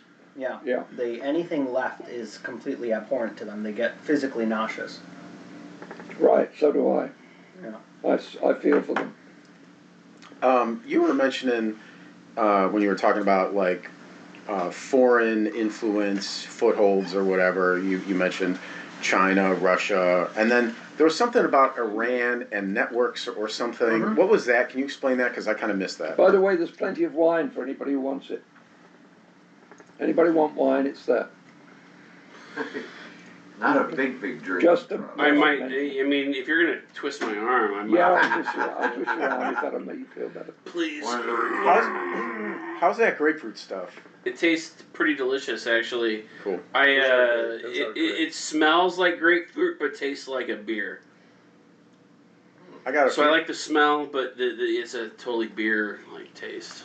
I got a few more cans of that at home. I'll bring it next time, and then whatever doesn't get drank. Okay, so the next time is going to be, Justin, Cool. on libertarian welfare. If such thing can exist, or does sure it? Who can. knows? I'm sure it can. It can if it's non-government. It can, or it can if Dave Smith says that if enough people vote for it, then it's okay. Okay. Right. So the Iran thing. There's a lot of evidence showing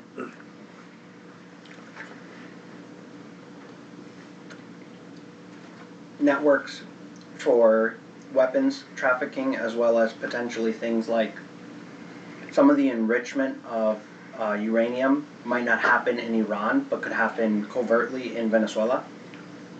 And so the terrorist Hezbollah, terrorist networks, a lot of Iranians, instead of training them, instead Can we of say training resistance? centers. Can we say resistance? Yeah. What like as regards? I don't Hezbollah? regard Hezbollah as being terrorists. I regard the Zionists as being terrorists. Well, They're not attacking innocent people for absolutely no reason. no. Okay. So there's resistance, as you were saying. Resistance, Freedom fighters. training of Iranian forces within Venezuela. And that's been open for a while, known, like, a lot of countries do this, right? In fact, Chavez and everything, most of Venezuela's military was trained in the U.S. Like, for example, my uncle by marriage, this is like on my dad's side, so my aunt, her husband, he died in the coup that resulted in Chavez being put into prison prior to them being elected in 1998 as president. And he was a sniper, but he trained in the United States. So, he had joined the Venezuelan military, and came to the U.S. and was here training, and so that's pretty common. But there's a lot of training that happens now between like Venezuela and Iran. Really? I mean, why don't we hear more about that? I think we do. I mean, I don't know. I guess I do. It's been known. Like, it's just, like, there's pictures of what's his face? Maduro was, before a lot of the more recent sanctions, like he was in Iran semi-frequently with... Because, the way you describe Venezuela sounds to me a bit like the way most Americans think of Iran, which is completely wrong about Iran, but trusting you is true of Venezuela. I mean, Iran is not a dictatorship. It's not a country that practices where the government practices a lot of criminalization, torture, seizure of people, and so on and so forth. That doesn't happen in Iran. But it's the way Americans probably think about Iran. Because there are some cases where it apparently happens. Well, because And they make it because into they have news. because they have a whole narrative that they've been conditioned with for decades about Iran. I mean, Well, we hear interviews every now and then, and these may be a very small number of people who have been tortured for being against the regime, etc. Every now and then, this is they're interviewed on TV. I don't know how much truth there is to it, but it's a small number of people. That doesn't necessarily mean the whole country's that way. anyway, yeah. So Yeah. the connection is intriguing. Yeah, I mean, there's a lot of concerns, I guess, from the U.S. perspective about the relationship between, Iran, Venezuela, Russia, as a, what is that called? Jumping off point to the United States in terms of, doing things covertly within Venezuela instead of, somewhere in Iran or in Russia. It's just, you have, number one, a lot of jungle, and number two, you're maybe, there's less prying eyes within Venezuela or over Venezuela's airspace, things like that.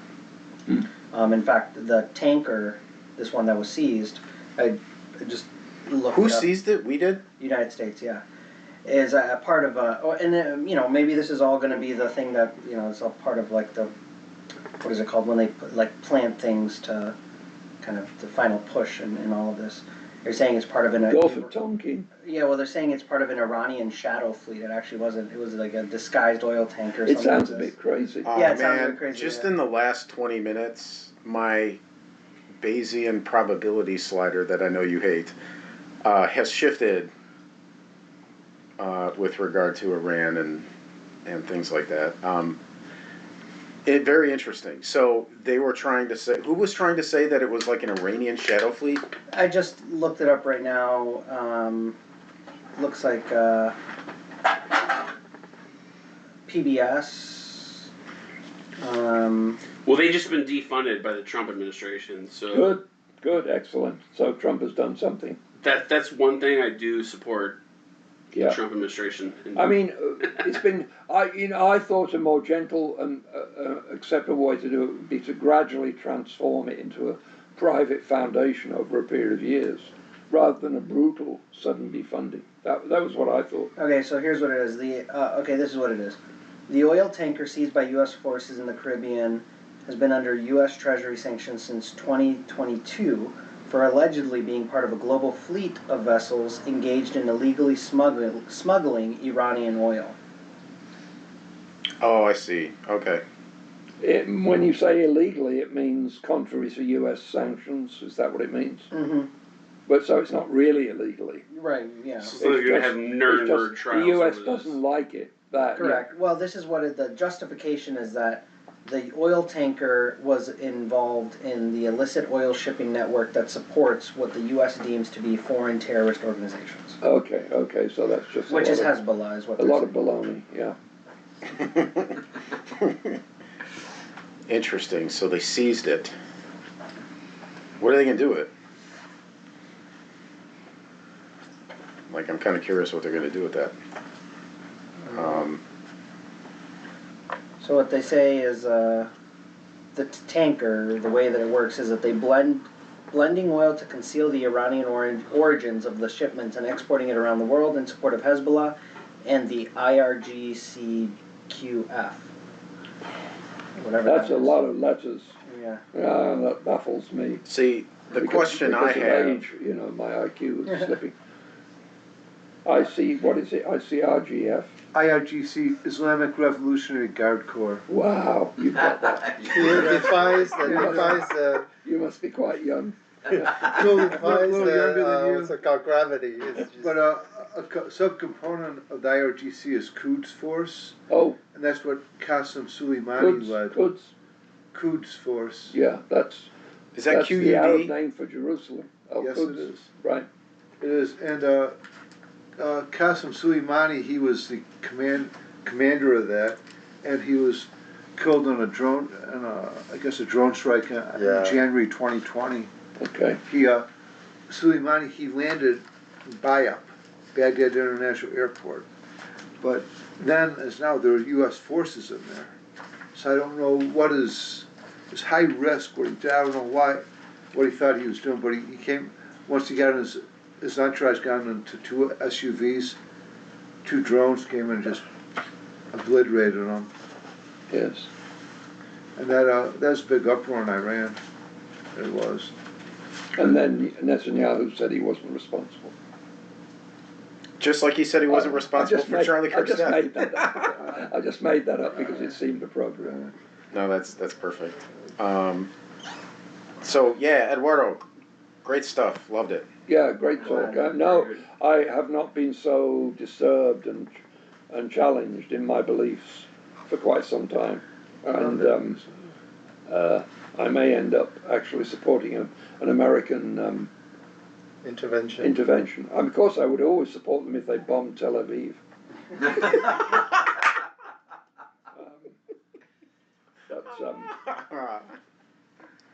I mean, but this sounds pretty solid.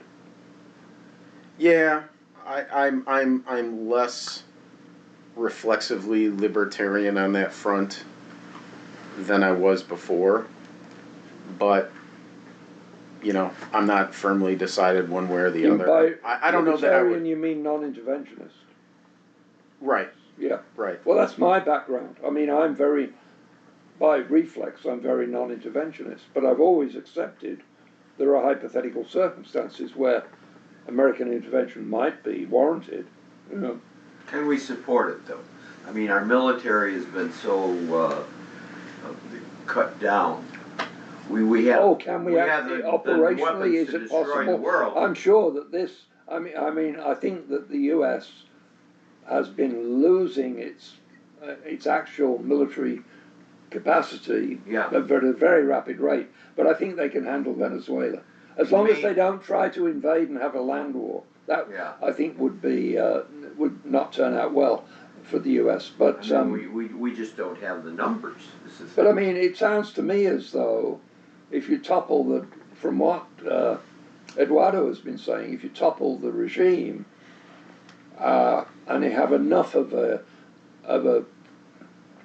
credible counter-regime ready, you'd have popular support, right? You think so?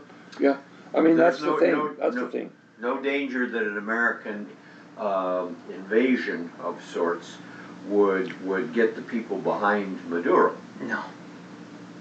Because that's what's happened in other cases. No. Okay. No. It's worth doing. It sounds like it's worth doing. I'll have to read up on it a bit and make sure it's correct, but it sounds as though it's worth doing. I might announce it, you know. There's one exception I found. American intervention is warranted in this case. Whereas in the Ukrainian case, absolutely not. Well, Ukraine, suddenly the White House has become talking a lot more sense, you know. About more what? More sense about the Ukraine situation. I mean, they seem to be backing out of it and saying, it's up to the Europeans, and the Europeans are behaving like imbeciles. How do you mean that? I mean that they won't accept that they've lost. Yeah. that the Russians have won. Sunk cost fallacy. Yeah, right. There's that. Yeah, no, I mean, I think the trouble is, of course, the neocons at home. There's too many of them, and they will make trouble if Trump pulls out too radically. I mean, I think that one possibility. I just don't know enough about the very precise political circumstances to know how likely it is. But one possibility is they'll just expose the fact that the whole what's his name? Not Zelensky. The whole Zelensky regime is totally corrupt, and that half the money they've been sending there has been going into Swiss bank accounts, and that and that the whole thing has been based on this ridiculous lie, and they'll discredit Zelensky and his cohorts, and they'll put in completely new people or support new people put in by the Russians, and then we can bring it to a closure. And the closure will be, there will be a Ukrainian state. It will be independent, just like Belarus is independent, but it will be reliably friendly to the Russian Federation and will not be NATO. Yeah. And that will be the outcome. In other words, a total Russian victory. But it can be presented to a lot of people in the West as a kind of victory because we've still got an independent Ukraine. So that to me is the best outcome. Well, now how many casualties is Putin willing to take? Over 1 million so far. Oh, yeah, it's not taking He doesn't care. That is totally ridiculous. You've totally accepted this Ukrainian narrative. No, I mean. Well, I don't know if it's a Ukrainian narrative. No. I mean, it's somewhat It's similar Ukrainian, to Finland in 1939. It's a Ukrainian narrative. 25,000 people, and they won. They got 9% of the Finnish land. And so they have proven in the past, and in World War II they lost far more people, and they still kept fighting. So I don't know. I mean, they might. I would, if you want my estimate of the casualties, the ultimate casualties in a few months when this is all going to be over with the Russian victory, it will be less than 200,000 Russian casualties and 1.5 million Ukrainian casualties, Including civilians. Yeah, well, I'm talking about military. I mean, there's civilians is another matter, but I mean I think what I would say is that the Ukrainian casualties will outnumber the Russian casualties by more than 10 to 1. That would be very surprising because normally in wartime, and you can look at battle after battle throughout history, the attackers lose 3 times as many people as the defenders. Right. That is the standard, but this is why Putin has been going slow, is in order to minimize casualties, minimize Russian casualties. We keep hearing about, that they're using the... You keep hearing about Ukrainian propaganda telling you something. Well, okay. That's all. I don't know. It's all nonsense. No, if you follow the right people, the people who have been borne out again and again empirically by what's happened. Who are some of those people? Alexander Mercouris. Now, who is he? Is he part of the Duran? Yeah. Okay. I'm sorry, the what? The Duran. It's both a YouTube and a Rumble channel. Oh. The Duran. So Duran. Yeah. I first learned of them from however long ago. One of the links that I think David might have sent in the email. Where are they located? U.S., UK? No, he's in London. In London, okay. Yeah, but it's a good channel. I don't get to it hardly ever just because there's too much to get to. But if I was going to look at sort of like a little bit more in the weeds of the geopolitical, foreign affairs type of stuff, especially with the military edge to it. I would also recommend Judge Napolitano, Judging Freedom. I would also recommend Dialogue Works with Nima, what's his name? He's an Armenian by origin, but he lives in Brazil. But he's very good. Glenn Deason, mentioned before. Is good. These are people who face reality. The reality is that Ukrainian casualties are 10 times Russian casualties. See you all That later. seems, Thank you again. I don't know. You're talking military. Oh, thank you very much. Going as Yeah, well. no, that was Very great, good Eduardo. presentation. Yeah, hopefully, if the regime falls, trip on Venezuela on me. We'll coordinate it. We'll do the next set. Next one, geopolitical forum. Yeah, in Caracas. We'll do it there. No, If the regime he falls. runs something called. Are you- I know, are I you- know. Yeah, he did the He's been second there, yeah. AI thing, But he he did wasn't, he here. wasn't talking about, Oh, is it like Well, yeah. yeah, I might even come to that. If you do like a Venezuelan AI startup and you become a billionaire, like I want to have like a guest house on the Martinez grounds. You know what I mean? Like I'll cut some grass and stuff on occasion. Pull my weight.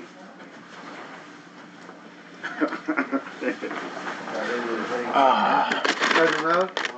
Yeah, I got a doctor's appointment in the morning. Alright, It's good as time as any to dip out. Alright, later. alright, good seeing Later, you Vic. again. Take You it have a easy. good Christmas Merry Christmas. and good New Year. Yeah, Happy New Year. Happy Yes, New Year. Merry Christmas Later, and Dave. Happy New Year. Yeah. Yes. Take care. Is everybody? No, I think a few of them are coming back. Do you have a particular preferable time that you'd like to take off? Like maybe 2? Yeah. Maybe 2, something like that. Okay. Were you here for when it got a little heated between me and Justin before the stuff started? Yes, when it's coming, there was this. That's the second very heated thing we've had.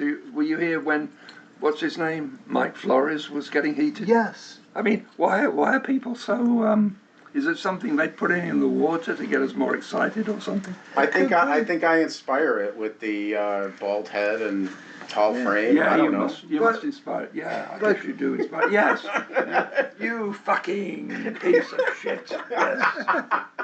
But I kind of caught wind of it as a, like, wait, I can't tempt you with a glass of wine, Mike. Nah. No, okay. I got Oh the yeah, water, that's thank right. you. That's right. Thank Do you. you want a glass of wine? No. Okay, you would be. I'm a little bit too Alright. in the gut. But yeah, good point. You're noticing that we're being surveilled, you know. No, but it was a little. It got heated. Okay, But yeah. So anyway, Why? I don't understand why. First of all, I don't. well, hold on. We're being monitored. So let's once that turns Oh, off. okay, we can- okay. We'll save the real stuff We'll until save the it's real no longer stuff being for the- recorded. I don't mind, Mike. I believe in letting it all hang out, but Yeah, but it just feels a little off if yeah, one of the people isn't here yeah. talking about That's it. So- right. That's right. We'd just be talking behind his back, and that's bad. And that's a female way of going about That it. is indeed. I got it.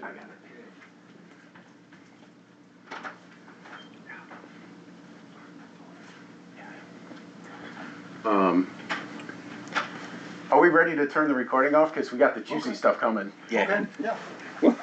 We can have the juicy stuff before we turn it off. I mean, it's not. We'll let David We have have the nothing to veto hide. right. We can let Let's it. leave it on, right? But we shouldn't talk about Justin behind his back. That's that would be obviously bad. That's what I mean. Yeah. That wouldn't be behind his back because he can always check the He recording. can always follow it when So it's we can going talk out, about him. When We it's, can talk- yeah, he can follow it when it's going out to millions of people on the airwaves. Yeah, so, using an obsolete kind of metaphor there. Right. So what were those sources? So it was the Duran. It was Glenn Deason. It was Alexander Mercouris, part of the Duran. It Where's was Ernie? There's something called Judge Napolitano, and then there was another one you mentioned. Dialogue Works. Sure. Dialogue Works. Yeah, Okay. with Nima something. It's an Iranian name, but he's in Brazil. Okay. And that's I mean, all those shows like that. It's not who they are. It's the guests they have on, and they all have the same guests. They have Right. Douglas McGregor. They have Scott Rizzer. Yep. These are all good, well-informed people. When I started on following this whole Ukrainian war, I didn't have this preconception. Because I listened to these things that said that Ukraine was winning, and Russia didn't stand a chance, and Russia was taking terrible casualties and all this.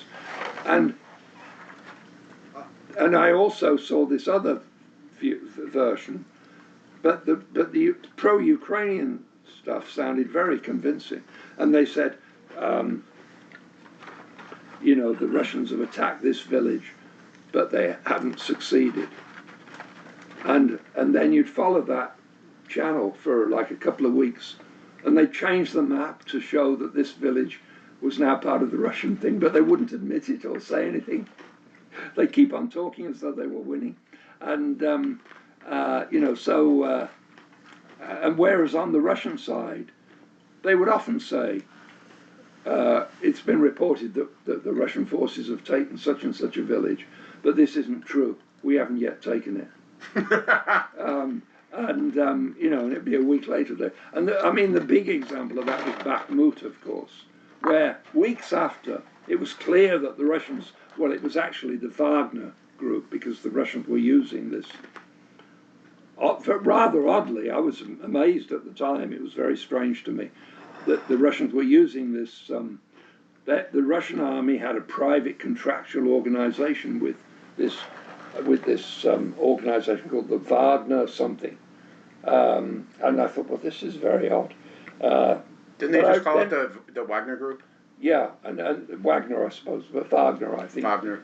But the thing is, it turns out that this Wagner group was used by the Russians a lot in Africa, where they didn't want Russia to be involved directly. So they're a group of mercenaries, and they were headed by this man called Wagner. And he, or was he? No, he had a different name. Different name. Yeah, He got killed. But the thing is, but it turned out he was a caterer who'd made a lot of money in catering, and then he started catering to the Russian army. Yeah, that's true. And then he started a revolt against Russia, and he drove a convoy of bloody military vehicles towards Moscow. What an idiot! He thought he was swallowing Western propaganda that Russia is just like a banana republic or something, where you can just send a few troops in and take over. And of course, what happened was that they were taken out by the Russians in no time. He was on the plane, and the plane exploded. Right. So they Was were it a plane or a guessing helicopter? I thought it was. some kind of aircraft. vehicle, some kind of aircraft. Yeah. Some kind of airborne. I think it's a like transport plane. Right. Oh, Yeah. right. And they still exist. This Wagner group still exists, but without that guy. But they're still a private. Well, they changed the name or something. Yeah, right. Changed the management. Yeah. Changed the ownership. Right, and it still works. Still only, in Africa. only for the Russians, but it's gotten a deniability. Part of it was incorporated into Russian army. Right. Other groups still exist. Part of the Russian yeah. army. The other part is still independent contractor, Right. different name. Yeah. You don't hear Wagner anymore. That's right. That's right. Exactly. Yeah. So it all became clear eventually, and in fact, it seems to me, looking back, that they took a terribly long time to take Bakhmut, and that maybe if the regular Russian army had been there, they would have taken it quicker. But I don't know that for certain. I don't know anything about military matters, so and I don't want to succumb to this temptation to lay down the law about things you know nothing about. So I don't know about military things, but I do know about truthful reports or reports that turn out to be untruthful. Yeah, that's your judgment. I mean, you can. You see what they're saying, and then you see what happens, and eventually it becomes clear that everything that emanates from a Ukrainian source is a lot of nonsense. That they're just constantly claiming they've taken this village and so on, and they haven't. Whereas the Russians are much more. I mean, I think occasionally the Russians have claimed something that didn't happen, but usually they're actually at pains to deny it and say we haven't taken this city.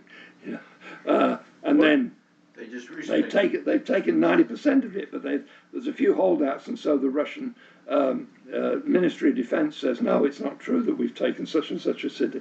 They're much more scrupulous. Well, so that when they take it, they can claim progress. Yeah, If you claim it now, you run two risks, and it's exposed that you're lying. And when you're actually taking it, you don't get to take the credit. I mean, It's and already this- taken. So what have you accomplished that month? Oh, you claim you took it a month before, now you really take it. Right. You can't claim the But same thing what- twice. What's right? the expression? Don't count your chicks before they hatch, Chickens before or they something hatch. like that. That is an Yeah, expression. yeah, Yes. Okay. Yes, What, or they say in French, don't sell the bear skin before you've killed the bear. But the thing is, what's going on now has become undeniable. The Russians are just advancing rapidly and taking one town after another. And so suddenly, this whole idea the Ukrainians might win if only we can give them enough money, having given them hundreds of billions that they've put into Swiss bank accounts. Could you- if we you know give them what? even more, Could you, the names that you quoted, the people to talk to, could you put those in the form of an email or something like that? yeah, Alexander Mercouris. Go to Alexander Mercouris. And I'll show Or you. could I somebody haven't put it subscribed. into- I haven't subscribed.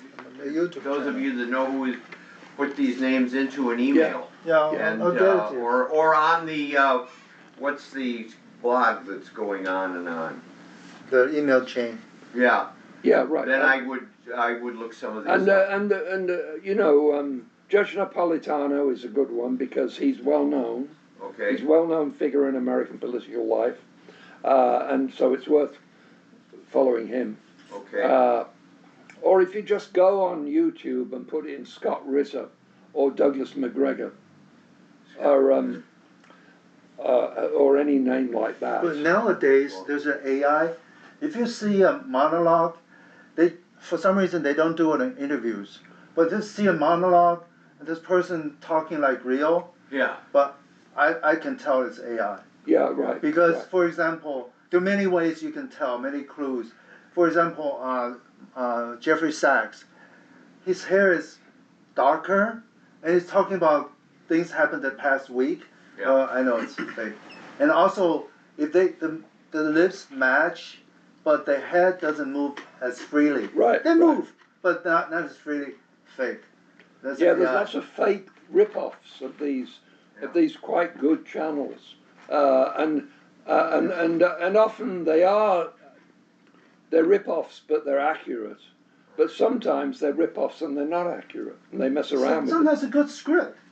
They just want to What use was that one this to person's talk, voice to make it more credible, and Yeah. make it more Dialogue clicks. works. Dialogue works. There we If go. you Yeah, listen to Nima it, something. it's quite good. I can't But I remember just his last saying, name. you know, He's I an don't like Iranian, it. but You use lives in you use Brazil. someone else's And I mean, face to he doesn't convey have. your- None of these people have They're anything trying to come as up with ways to as control interviewers. AI, I don't think Anything we'll be able to really do it. Yeah, I don't know, but important. It's in the just that they meantime, interview the right you people. need to train yourself That's to all. be able to tell. I think I'm pretty good.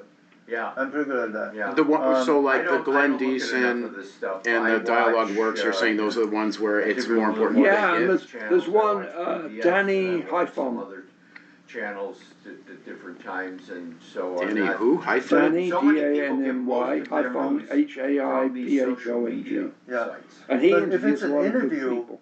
they tend not to do it. And then I another guess one interview is is harder. It's Because much you have to harder, do yeah. two people synchronize. It's Daniel a lot harder. Davis, Yeah. If deep you don't do dive. well, it's so obvious, right? Yeah. But monologue is so easy to do. Daniel Oh, Davis just is a straightforward, military, I can say. retired military, U.S. But I mean, military tell you, guy, the general or military, something. roughly speaking, the Or Ukraine war lieutenant colonel first or phase, something. Russia Lieutenant colonel, I mean. suffered a lot of This casualties. is America. Yeah. Because the tactic, they use but like armored anyway, he's a vehicles, retired tanks military and guy, and he has good people. infantry armored vehicle Yeah. to do the front, Yeah. to break through, to go for the speed. Yeah. That's a traditional tactic. And a lot of it's all But the they got a lot same of stuff casualties because the how often towns can are you not, say are not friendly. that Ukrainian If propaganda well, is all that's a wrong Ukrainian and the town, Russians they are should be winning? friendly to You the know, Russian soldiers, but But turn out not to be. you know, So when anybody you're in that a will have town, Scott you slow Ritter down, on, you but stop, you must be get Yeah. to the Yeah, okay, original number one. person, Number two, not one of these drones. rip-offs. You know, Drones. because drones, they It's a go on drone the war now. top, because because Scott Ritter's tanks very is good. very I mean, he sort of vulnerable on the top, of the turret. overstates Yeah. So they changed tactic. the they learned the optimistic hard way. view. This is You know, really because brutal he's when sort your of- tank Whenever he is attacked, talks about Ukraine, he burn, talks as though the explode Russians are it, going yeah, to win people next week. inside. They're And whenever he Jesus talks about Christ. Israelis, he And- talks as and, though you the know, state of Israel is and going to cease to exist So next week. that's But- suffer But, heavy you know, allowing for casualty. that, what So he's they saying figure, is okay, we don't basically wanna very do it. accurate. Yeah. So they changed tactic. That's when it's But slow. he They doesn't use have his own artillery. channel.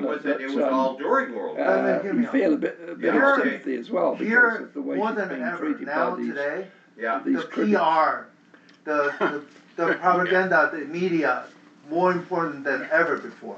So if you want to do the same Dresden tactic, you lose more than you gain. That's why you don't want to do it. That's a big picture. That's the environment you have to consider. You know, okay, you can demoralize, That's true. That's the same. But the environment is different. You lose more than you gain. Because you lose the PR.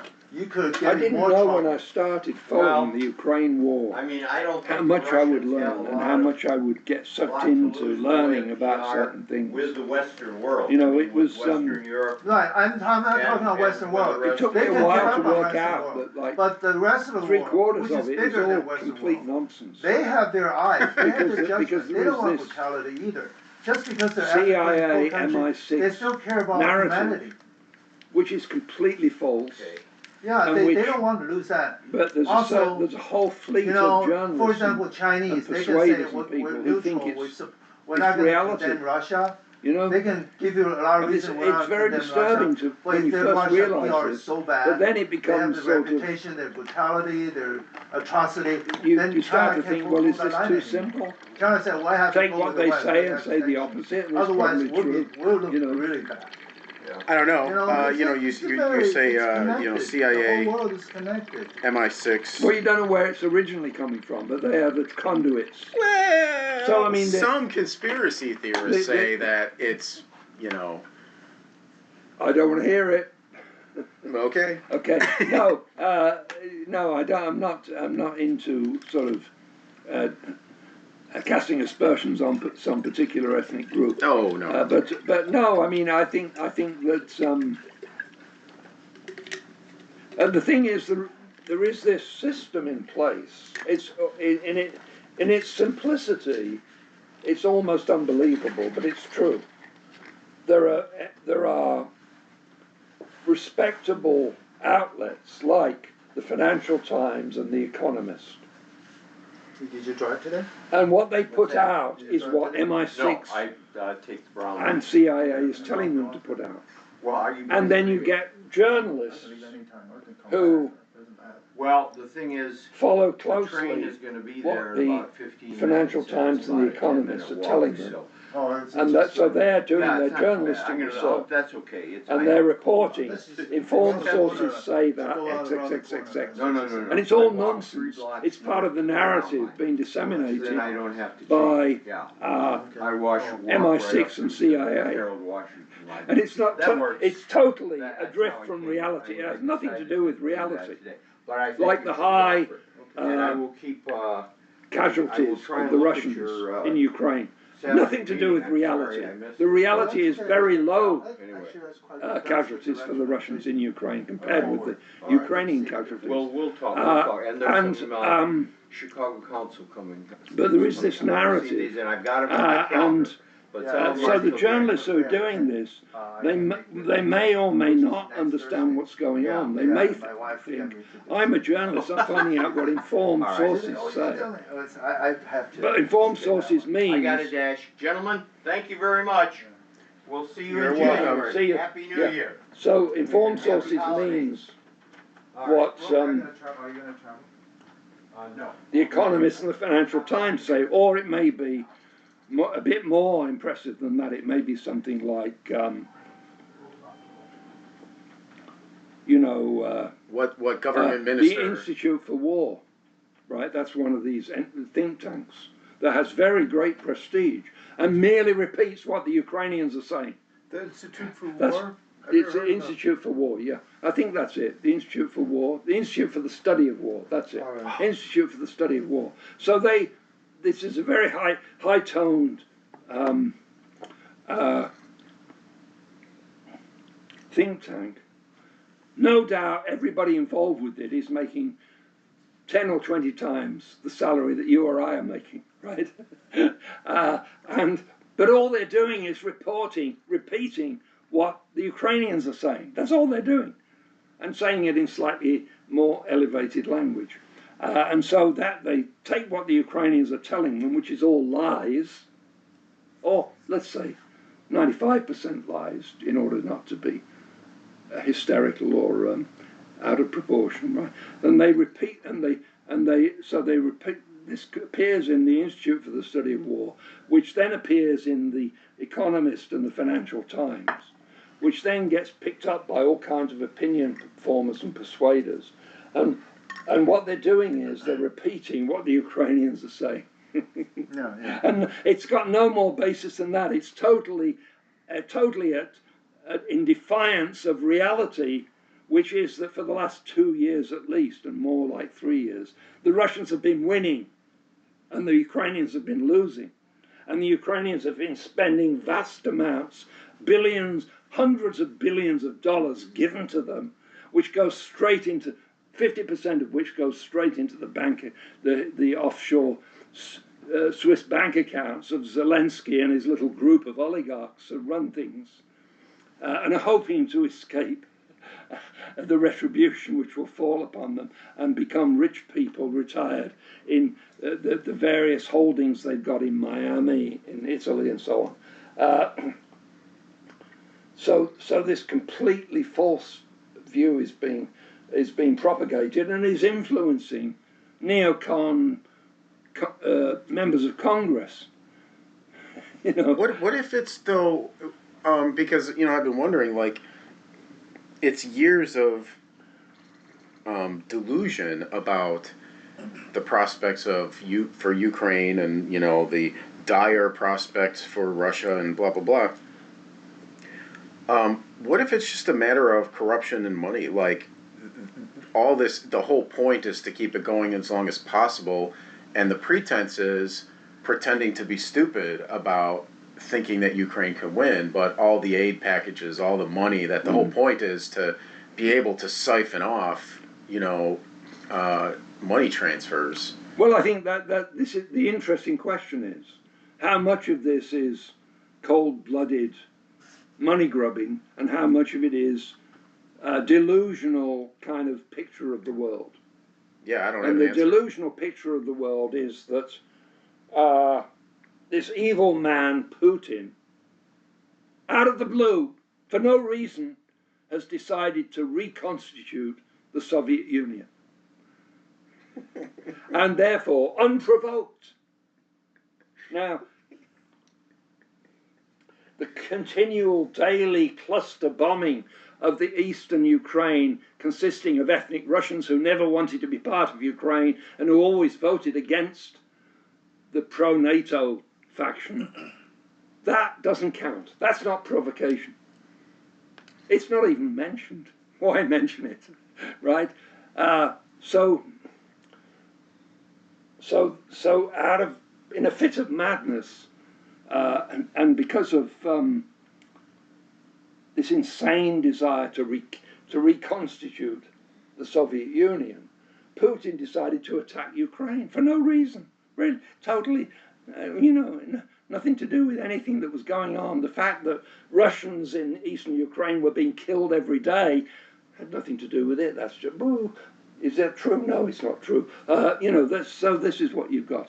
You've got this nonsense that Russia was being subjected to tremendous provocation, kept on offering compromises, kept on saying, yes, we'll agree to keeping all this Russian-speaking stuff in Ukraine as long as you give some guarantee that you won't slaughter the ethnic Russians in eastern Ukraine, and that you won't persecute the Russian Orthodox Church, or the Orthodox Church in general, since there is no separate Ukrainian Orthodox Church, and so on.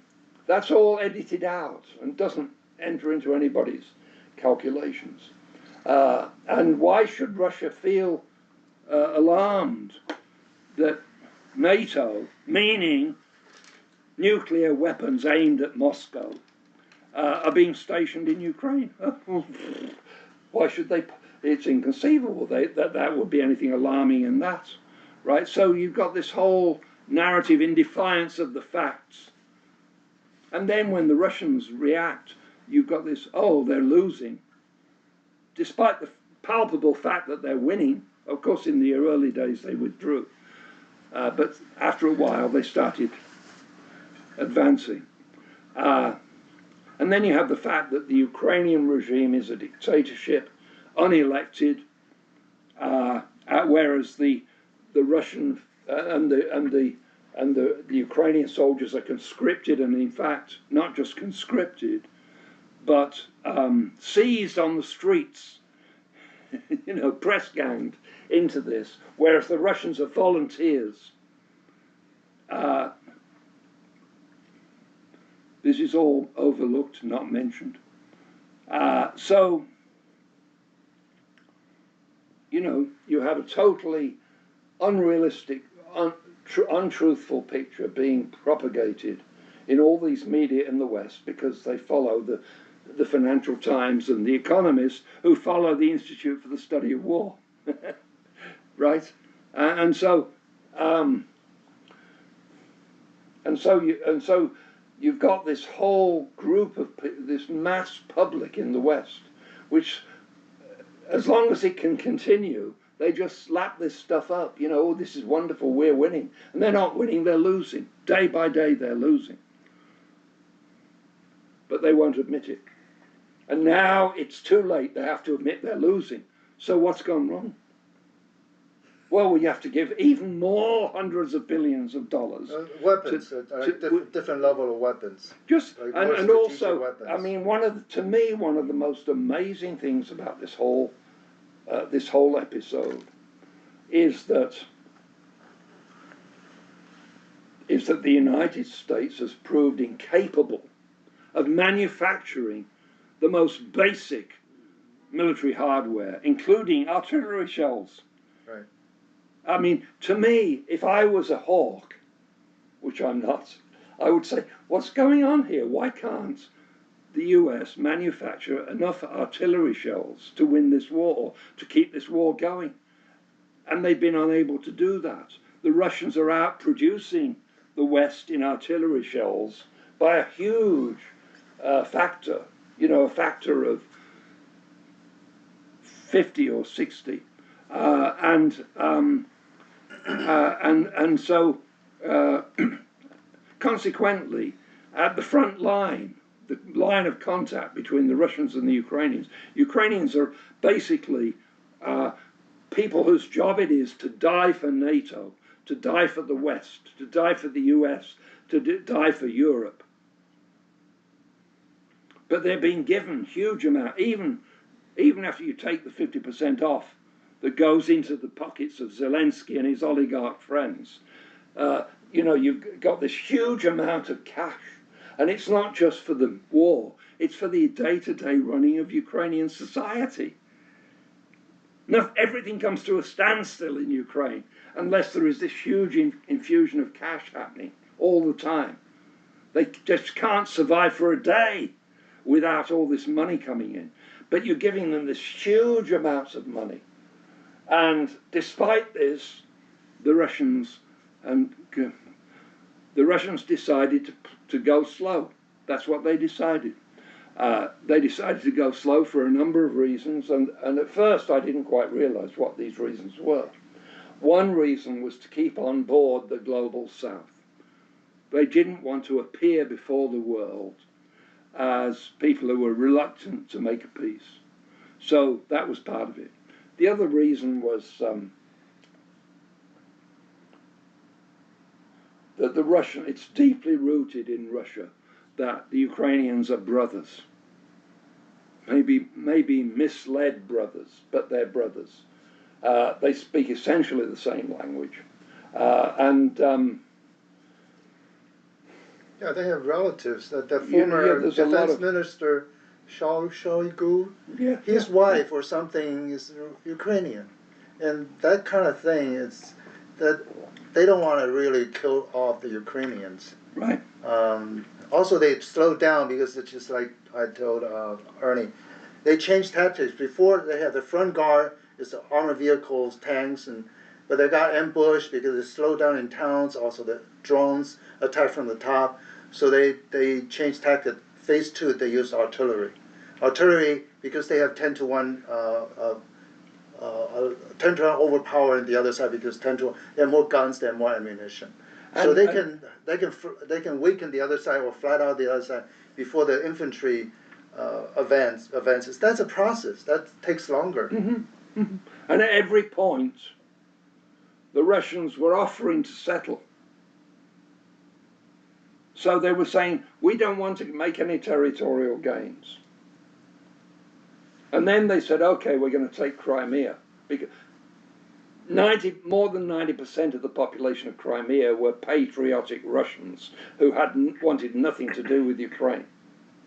So they took Crimea. But then there's still these 4 oblasts in eastern Ukraine, which are solidly ethnic Russian. They're not a little bit tempted to be Russian because they speak Russian. They're anti-Ukrainian. They always have been. They voted against the coup installed by the CIA.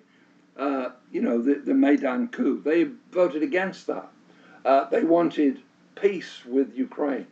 But they were being constantly bombed by the Ukrainians with cluster shells, which kill. That's brutal. Particularly kill children. That's banned by international law.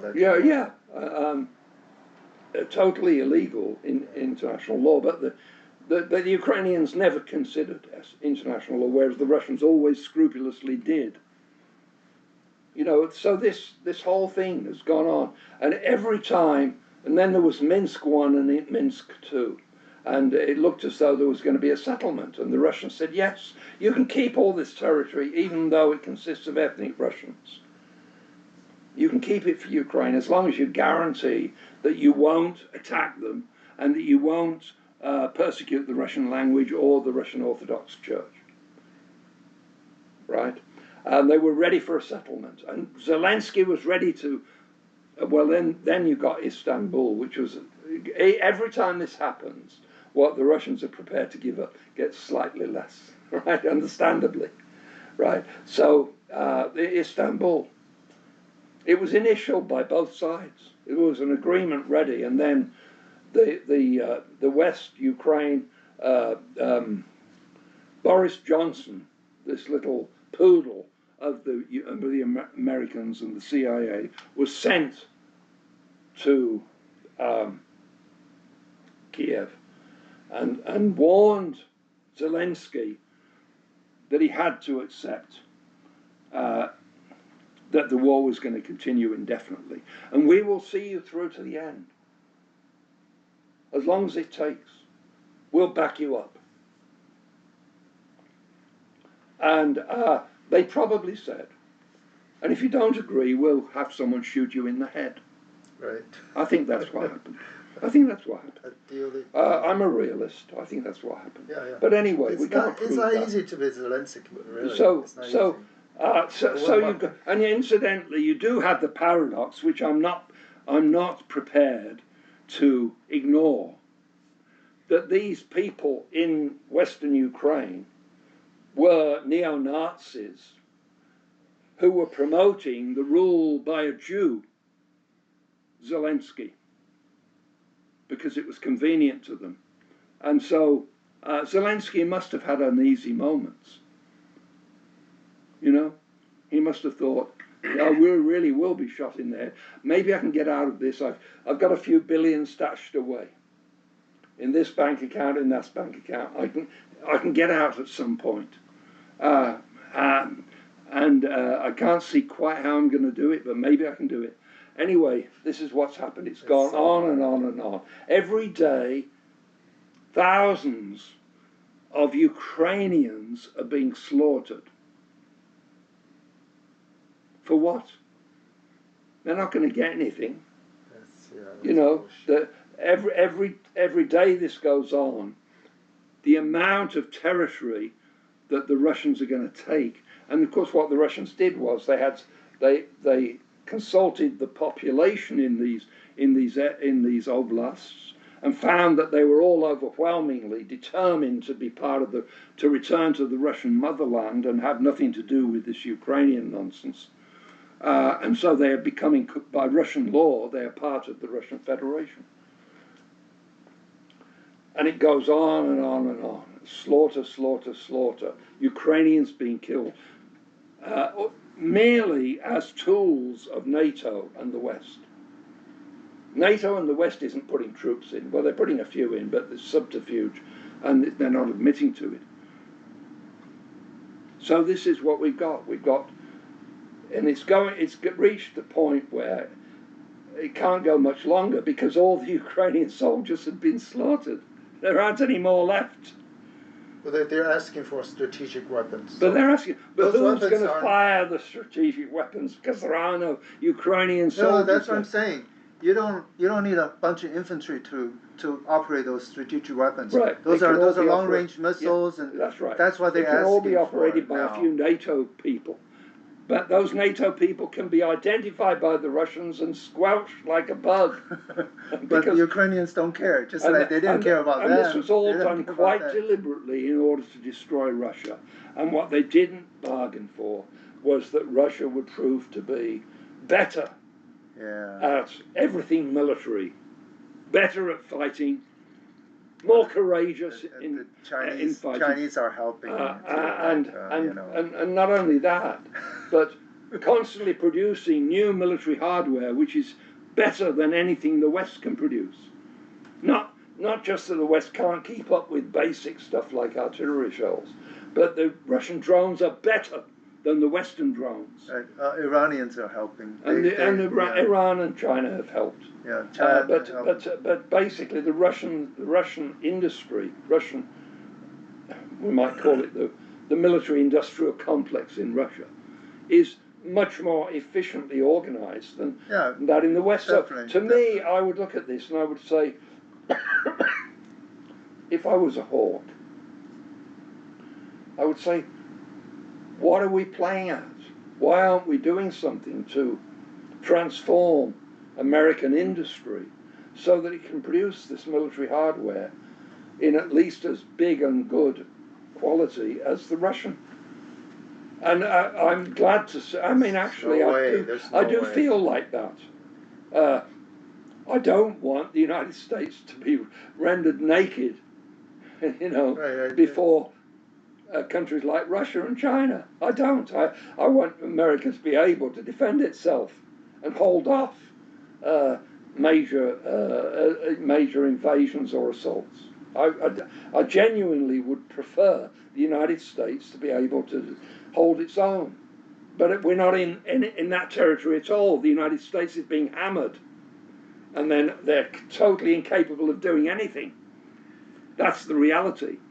Do you think part of this might be because like Russia and Iran have been allies for some time? Do you think part of this might be keeping Russia occupied so that the Israel-aligned elements can kind of have a freer hand to do what they were going to do? Because like wasn't Syria, for example, technically a Russian ally, and then Assad had to flee the country, he was deposed or whatever, and maybe the argument was like that wouldn't have happened if Russia wasn't bogged down doing this Ukraine stuff. They could have had a more active hand in preventing Assad from being run out of the country, and so maybe this is like there's a broader strategic interest where you got to keep Russia occupied no matter how many Ukrainians get killed. You got to keep Russia occupied to give the Israel-aligned elements. It's not talked about a lot, but maybe it's greater room. Yeah. I don't know, but I'm just wondering. It's likely. It's likely. Yeah, I mean, I think there was a lot of miscalculation. I think when the West deliberately began this war with Russia in Ukraine, their intention was to destroy Russia. Yeah. As they had, in a dress rehearsal, they had destroyed Yugoslavia back in 1991. They want to take down Russia. Right. They want to break up Russia so they can get the resources. They looked at a map and they thought, here's this Russia. It's all over the place. It's vastly overextended. It's suffered from the end of the Cold War and the total collapse. It's given up all this territory in the West. And it's on its knees. Now we can finish it off, and we can break up Russia into 1,000 different squabbling principalities. Because they think it's doable. I think it's reasonable to hope, because Russia Yeah. only has 167 million. Yeah, Look something at like the that. size of the territory. How can you have so few Right, people right. This is- holding so big? Yeah. So And it's we can- breakable. If you look at it with optimistic eyes from a Yeah. Western point of view, Yeah. the Western point of view being we must rule the world, You don't have to be totally delusional. Then It's you think kind of we within can destroy reason. Russia. And that's what they thought. They even actually thought China was breakable. The whole I mean, it's Ukrainian not war that- is an excuse to destroy Russia. The problem they didn't grasp was that Russia is 10 times more powerful than they are in every way, nuclear and non-nuclear, and Russia can outfight them and beat them Yeah. into the ground. Also, there are countries that don't want to see Russia fall, like China, like Right, Iran, right. like North Korea. Right. Russia is not There are alone. countries in the world which don't, Russia is not alone. like Iran. Yeah. They don't want to see Russia destroyed. They might have. You can imagine a period in the history of Iran when they might have wanted to see Russia destroyed. Well, But not right now. Yeah. that, you know, they understand that there is this appetite in the West to destroy Iran. It's an opportunity. This Russian, the The Ukraine West war. and the Middle East. What's that? The West and the Middle East. Right. So what's your point? Just throwing the Middle East part in there. Just Right, but you know. We can look into that. Maybe over time, people will have that kind of analysis. It's not far fetched. It could be connected. Why couldn't? Because the same countries are involved on both theaters. Who's to say they're not connected? It's I'm more likely than reminded, not. I can't remember where I first heard it, and if there's some theorist who thought of it, then, you know, I'm not going to be able to know the name, but I heard from some podcast or some stream or whatever, or I read it somewhere, the acronym like POSIWID, which is POS something, but the expression goes, the purpose of a system is what it does. And the basic idea is, you know, you can name a organization or a system or whatever. You can name it X, and maybe X is something light and fluffy and good and makes you feel, you know, like warm, like kitty cats and rainbows, just a name, and, you know, yeah. yeah, right. But what actually it does might differ from the purported mission of that system. So you don't take at face value what it says it is. You look at what it's doing, and then the odds are very high that what it's doing, you can pretend it's a mistake, you can pretend, oh, they were stupid. The odds are high, though, after long enough time frame, the odds are high that no, the purpose of that system is the outcomes you're seeing from it, right? And so if we're seeing you could sort of call this, this Ukraine stuff and the NATO involvement de facto, and U.S. neocons and all this kind of stuff, and they're just getting ground down, and Russia, like the purpose of it is for it to do this stuff, like that it's not a mistake, that it's not underestimating, it's not, they're delusional. Maybe, I don't know. I'm just saying maybe that is the point. Maybe that's where that strategic stuff comes in, where like, oh yeah, as long as we keep Russia occupied, we have a larger window over here to do X, Y, Z, that kind of thing. I don't know, but well, I mean, this is in the context of the ruling class in the United States failing to adjust to the fact that it is no longer dominant in the world. This is the big story. This is the big backdrop.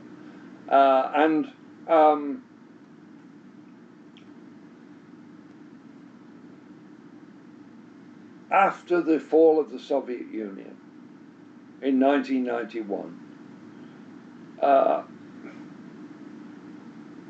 the ruling circles in the United States, the neocons came to the fore, and they had the idea, we are now rulers of the world.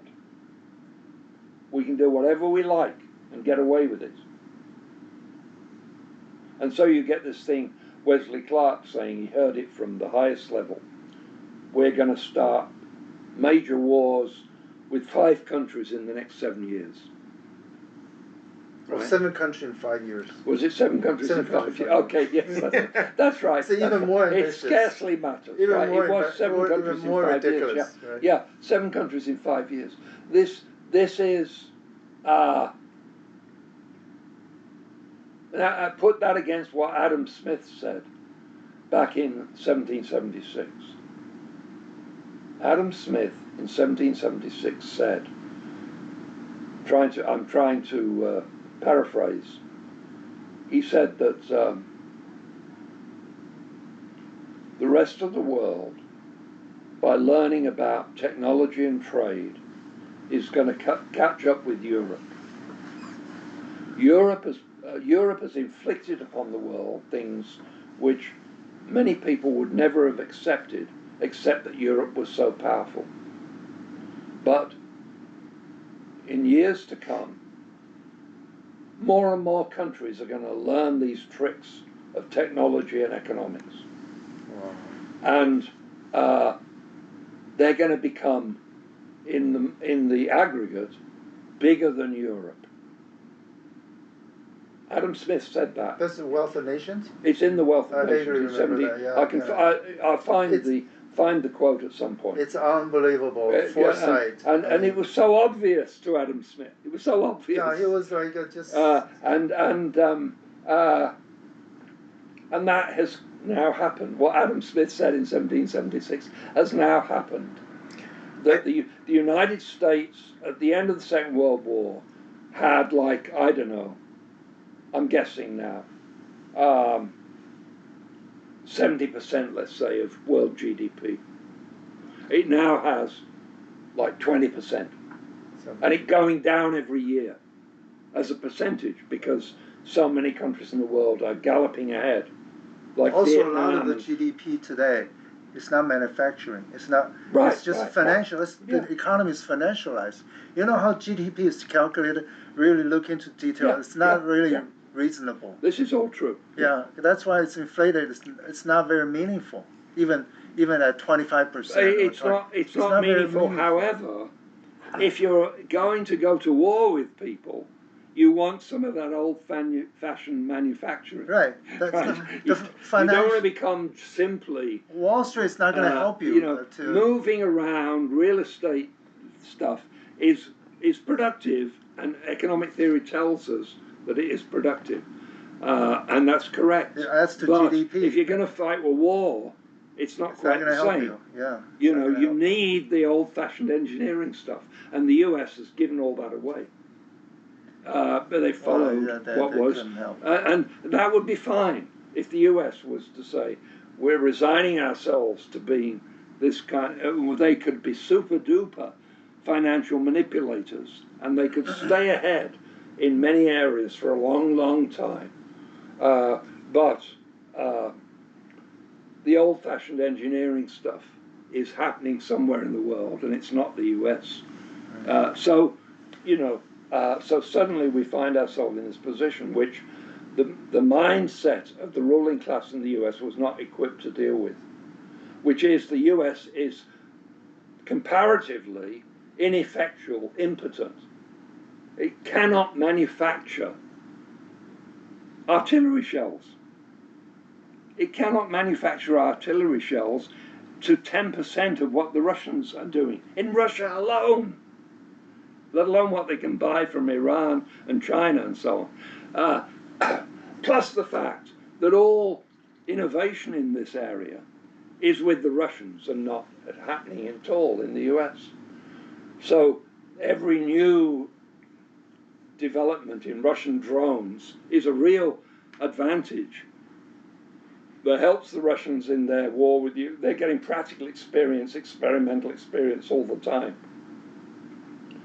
That's what it seems like to me, and you know, I'm not following it nearly to the same degree as you, but the impression I get is, you know, like a modified version of that expression, you know, whatever doesn't kill you makes you stronger. Like, I think Russia is getting stronger through this process, and you know, I don't have an opinion one way or the other on whether that's good or bad, but I think it's happening, and you know, maybe it's good in the sense of more of the multipolarity stuff that will mean, you know, less of the neocon garbage around the world. So it's probably good from that perspective if that's an outcome of it. But like, yeah, it sounds like, you know, they're getting all this experience. They're, you know, getting their troops, you know, battle experience, and they're learning different techniques and technologies, and you know, they do the fiber optic connections to the drones because otherwise it can be knocked out with whatever the Interference, interference or hacking or whatever. So they pioneered. Wasn't but that? there's Wasn't a it trade-off. them? There's Sure. a range, and you can cut the line too. So it's either one. There's Sure, a trade-off. sure. You know. But it's still pretty like a pretty interesting, like, Yeah, you know, yeah. so they're learning things and they're adapting, and you know, then again, I wonder to what extent, like, you know, the NATO side, the Ukraine/NATO side is also learning and adapting, and are they getting stronger as a result of this Well, process? I don't know. Ukraine too. Ukraine drones are better than U.S. drones or the West drones. But of course, we have this super duper, what's called PQ something. Those huge drones, of course, that's U.S. is better, high tech. But for the squad level, platoon level, those small drones coming in swarms, they're better. They adapt too, and they have better operators. They can adapt it. They can even adapt them with their hands, or depending on the circumstance, what fits better. So that's very agile. Like on the battlefield kind of application, they're better than the U.S. I'm curious if it's happened yet, because I haven't been following all this super close. But I wonder if it's happened yet in the Russia-Ukraine conflict. What I remember hearing happening relatively recently, within the past few months, or maybe as far back as last year, I don't know, where there was like a skirmish or some kind of conflict, you know, a bubble up between India and Pakistan. And Pakistan is an ally of China or something like that. Yeah. And so they were able to execute an operation where they had a kill grid of AI enhanced drone swarms or something like that. No, that conflict lasted probably a week, and Right. they have like major air battle between two countries, like to India and Pakistan. So there's a border.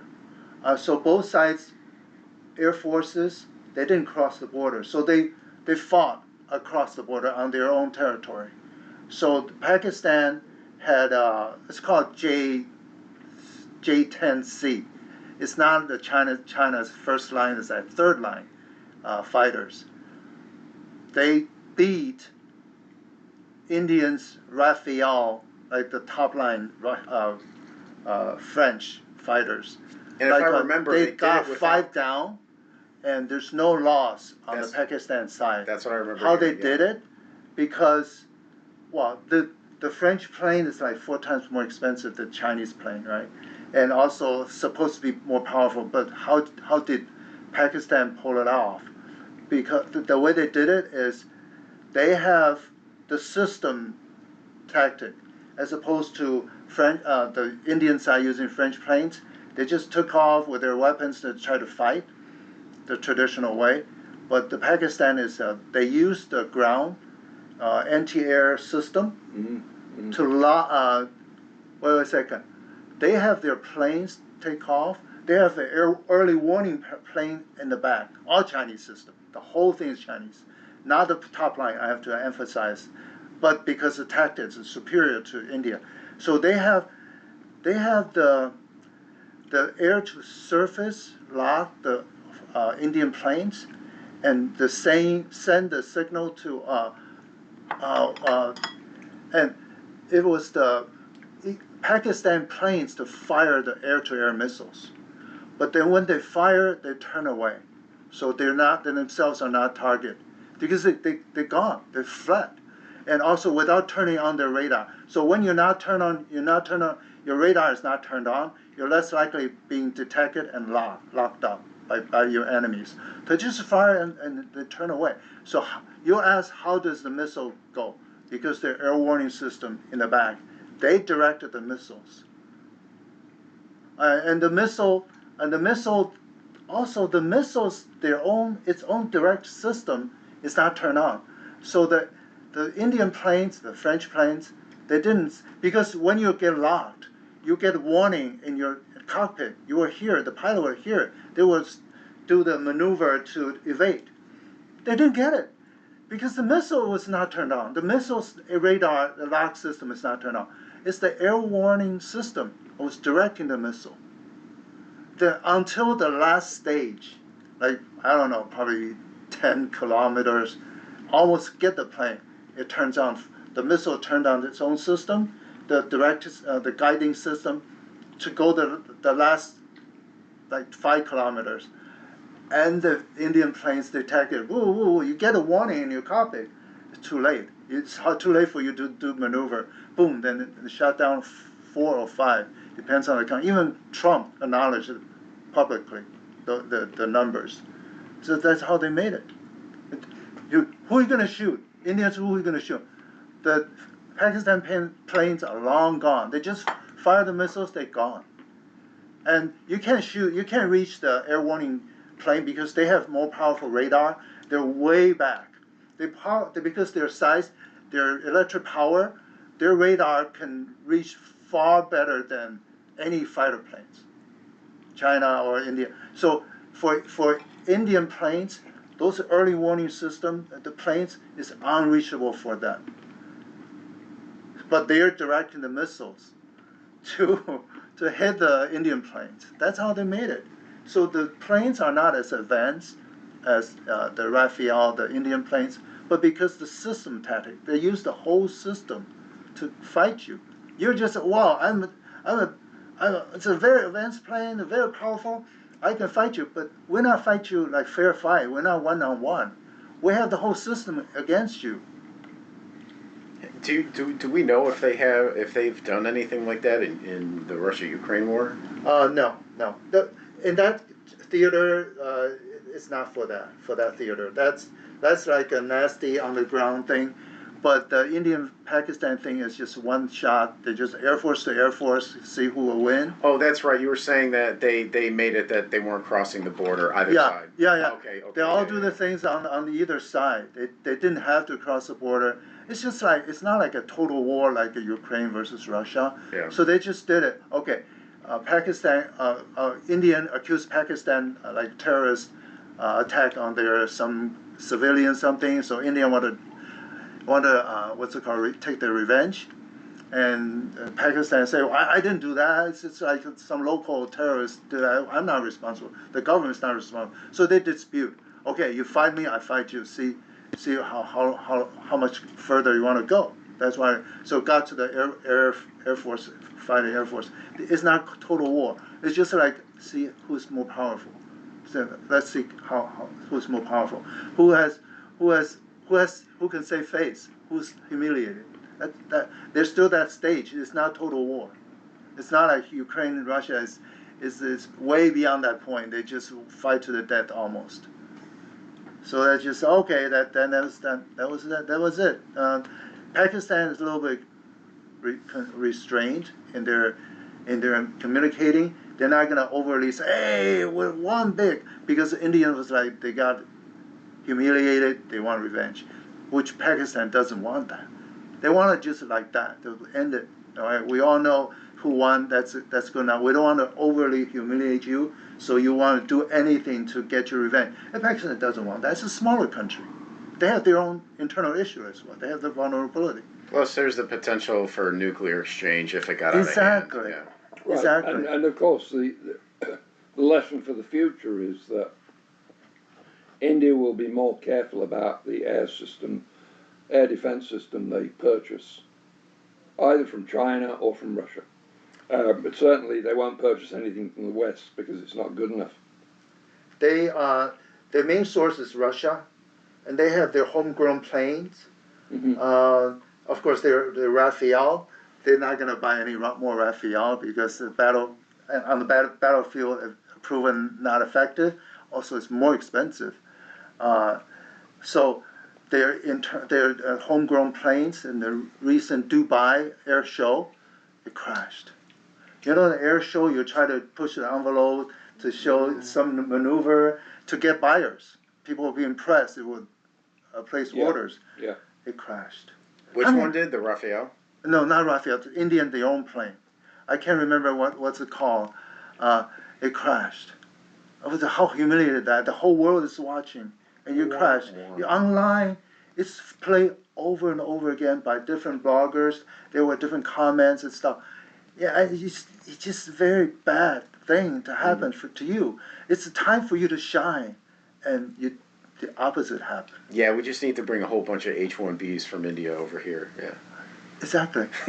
Though there are people. It's like, well, I'm just telling you what I heard. I'm sure this is not very rational, but it's humiliating for the Indian. Well, they say that the H-1B people, the Indian people, they flood Boeing. That's why we have so many incidents on Boeing planes. You hire one Indian manager, he will hire all the staff Indian. Oh, man. Regardless. You are not joking. Like, one of the guys I used to follow, and it's a shame that I'm not on Twitter because I'm missing years of his content on Twitter, but one of the guys I used to follow that I discovered from Cato Unbound, the sort of online debate journal from Why back in aren't the day. you on Twitter? I hate social media. I just Well, hate it. I don't hate it, But but I am outclassed in it. But I feel I have to keep up. yeah, that's the thing is you get a lot of there's a lot of interesting accounts to follow, a lot of interesting information. So I'm probably setting myself back. But I discovered a guy, computer scientist, hacker in the positive sense, not in a I'm going to break into systems and cause trouble kind of sense. The guy's name is Eric S. Raymond, and I think he's the guy who actually coined the term open source. Because back in the day, they used to call it free software or shareware, and I think he was the guy who coined the term open source. Oh, okay. I think so. I'm 80%, 85%. I think he has said that. He had a blog back in the day called Armed and Dangerous: Sex, Software, Politics, and Firearms, Life's Simple Pleasures. And I only started following his blog because I thought his writing was compelling in the Cato Unbound exchange that he had with, it was about computers, files, software, and the future of stuff where that's going. And I started reading his blog, and I thought it was really good. He's a libertarian, anarchist a little bit, I think. And he was very, non-racist and really didn't like racist people or whatever. I like racist. What's that? I like racist people. Yeah, well, he was very anti-racist, and he wore it on his sleeve to a certain extent, and it's like, you know what, I can respect that to a certain extent. I saw a Vox Day on his blog linked to a tweet from Eric S. Raymond where he's essentially saying, "Hey, Indian guys, I don't have any hostility towards you, but Americans are getting really pissed off with how you do your shit here, where exactly what you're talking about. There's a sentiment. Extreme favoritism and nepotism, and a lot of scamming shit that they do too. And it's like, whoa, Exactly. you know what I mean? And so, but the extreme nepotism, where if they get in a position of where they have hiring authority, or veto decision power, they will favor significantly less qualified Indian candidates over way more qualified anybody else, especially white people. Also, speaking of qualification, if you H-1B, you want certain credential, a certain degree, they will do it. They will forge it over there. So you can use it to get your H-1B. And you get in Boeing because one of the managers is Indian. That's how you have this incidents. The door fell off and the software problem. The one, I don't know, it's a Malaysian one or something. It's the software problem. Because the plane's supposed to, it was flown by the software. It's like autopilot. And it's supposed to pull up, it went down. It's a software issue. It's a bug. It's an Indian programmers did it or something. Well, according to that people. But Yeah. I'm just saying that's the sentiment. What percentage is true, I don't know, but it's a sentiment. And I can see I can attest to that because I was in the trenches. Before I retired, I worked with Indian people. I know how they think. I don't know who's I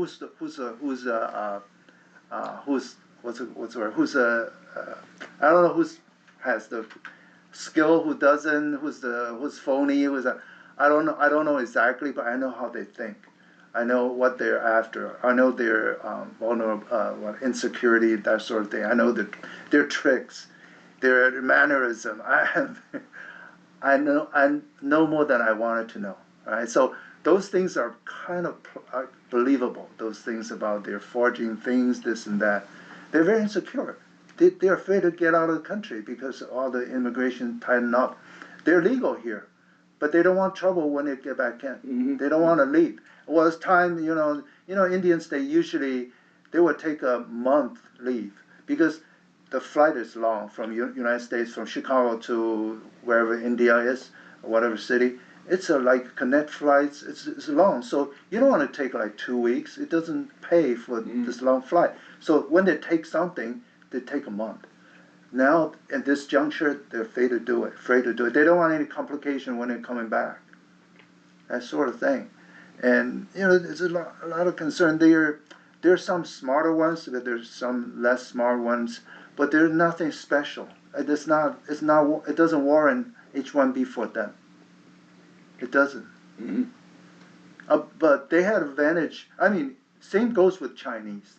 But why Indian? Because English is one of their main languages. Mm-hmm. So they have that advantage. And they're trickier than anybody else. They're willing to forge it. Back there, they have businesses to forge it, or even government is willing to forge the credential, whatever that takes for you to get in, to get your H-1B. So this whole system, again, this is the whole system versus your rule. The whole system is dealing with you. I'm trying to look it up. I think the dispute between Pakistan and India is one of the very few problem areas that is not due to Western aggression. Mm-hmm. Most problems in the world are just due to Western aggression. And that includes Ukraine, it includes Israel. But there is this problem between India and Pakistan. And that's a very deep-seated problem, and it doesn't require any intervention by the West to keep it going. But historical, that's the way how British Empire left it when they left. They left it like they were supposed to be two countries, so they left it as one country. And it's like interposed, there's Hindus here, Muslims there, there's East Pakistan, West Pakistan, that sort of thing. Well, the way British Empire left and leave it for them to resolve it themselves, and they couldn't resolve it themselves peacefully. You have independence, you have a separating between independence between Pakistan and India, and then India tried to incite this separation between East Pakistan, which became Bangladesh and Pakistan. And then right now the hotspot is Kashmir. They're both countries, they have border with Kashmir. Kashmir is the center of the problem, Yeah, currently. But historically they have this feud. It has been all along because it's not a mere border dispute. It's the whole thing. Both are claiming the whole thing. It's not just border here and there. They have, of course, currently they have two parts roughly. One part is controlled by Pakistan, the other part controlled by India. But they don't rest. They both claim the whole thing. So it's not like, okay, we'll split. They don't do that. I don't know the detail, but that's the current situation. We have a minute and a half for the second hour. We can just stop at the second 3-hour clip, right? And then we can do some juicy stuff or something. Unless you really want the juicy stuff. Well, whatever. It's the more feminine, gossipy stuff. Okay, let's just Well, we will another 1 minute. Then I'll just let it close, and And so that's we're it. all agreed, repeal the 19th Amendment and women can't vote anymore? I I'm can't totally agree with that. in I agreement really, Thank I you. can't. What agree was with that? Yeah. It's not, it doesn't help you getting laid, you know, it's just, Oh, practically. it might. I can imagine circumstances where it might. When did women get the right to vote in the UK? I'm thinking it was early in the 1920s, after the First World War. That's about the same time as US. Oh yeah, it was about the same time. I mean, I don't know for certain, I can't remember. When did universal male suffrage come into the UK? I think just before the First World War. Hmm. I mean, there was a fairly long period where male working class people were the majority of the electorate. And so before there had been like a property rights requirement?